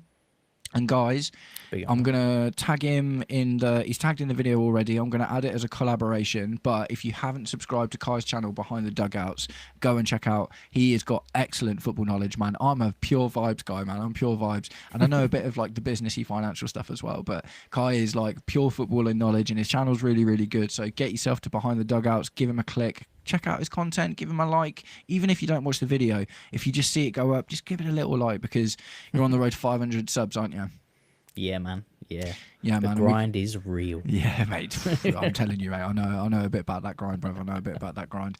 Right, so we'll start going through the rest of these comments and then we'll wrap it up. So Dominic says Thursday live streams, I'll book it in. So I will confirm that with Kai. Well, do you think you'll be available next Thursday? Is that possible? Yeah, definitely. Well, hold on. What is next Thursday?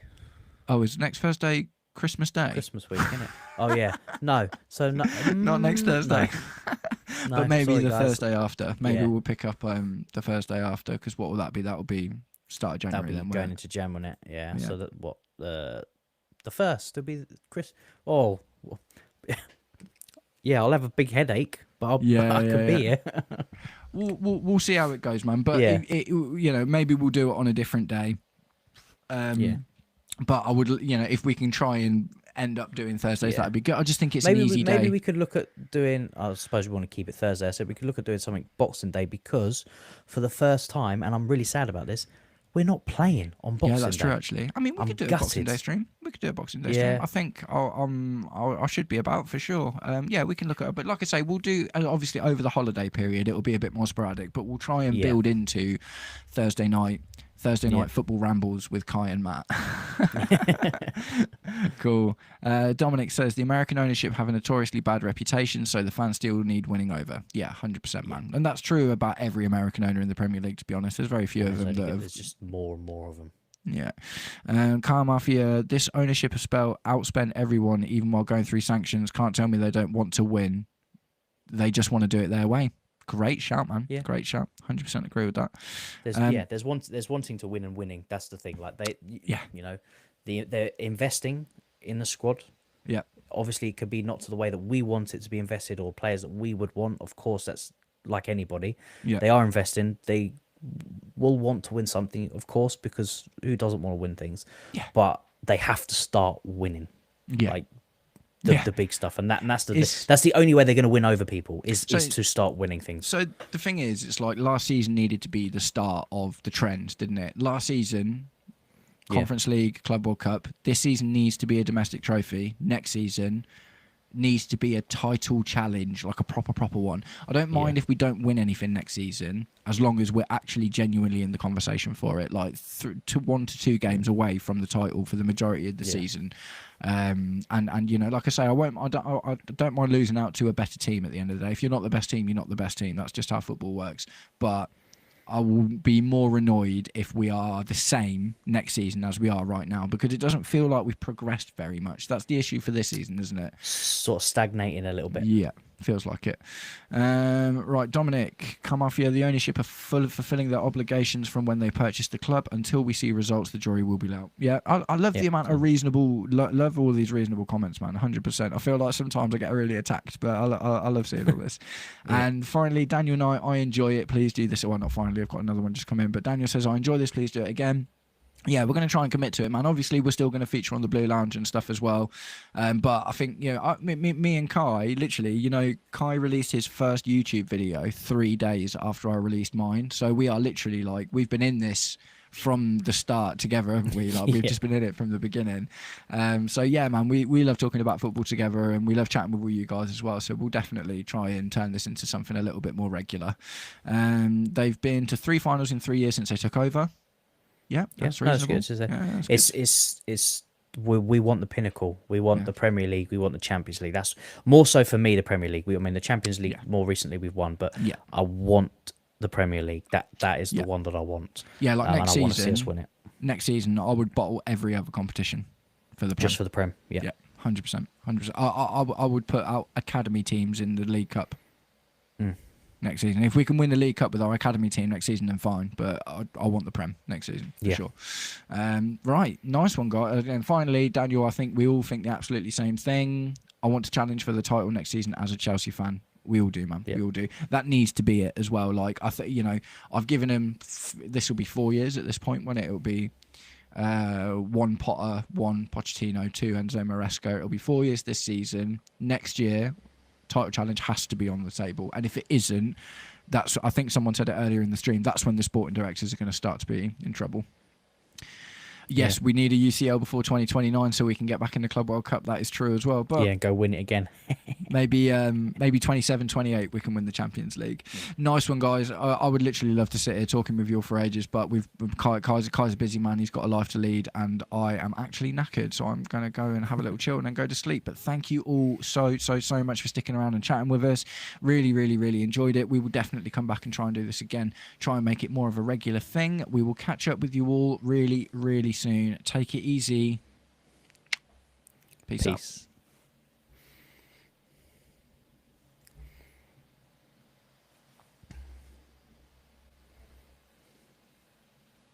And it's off.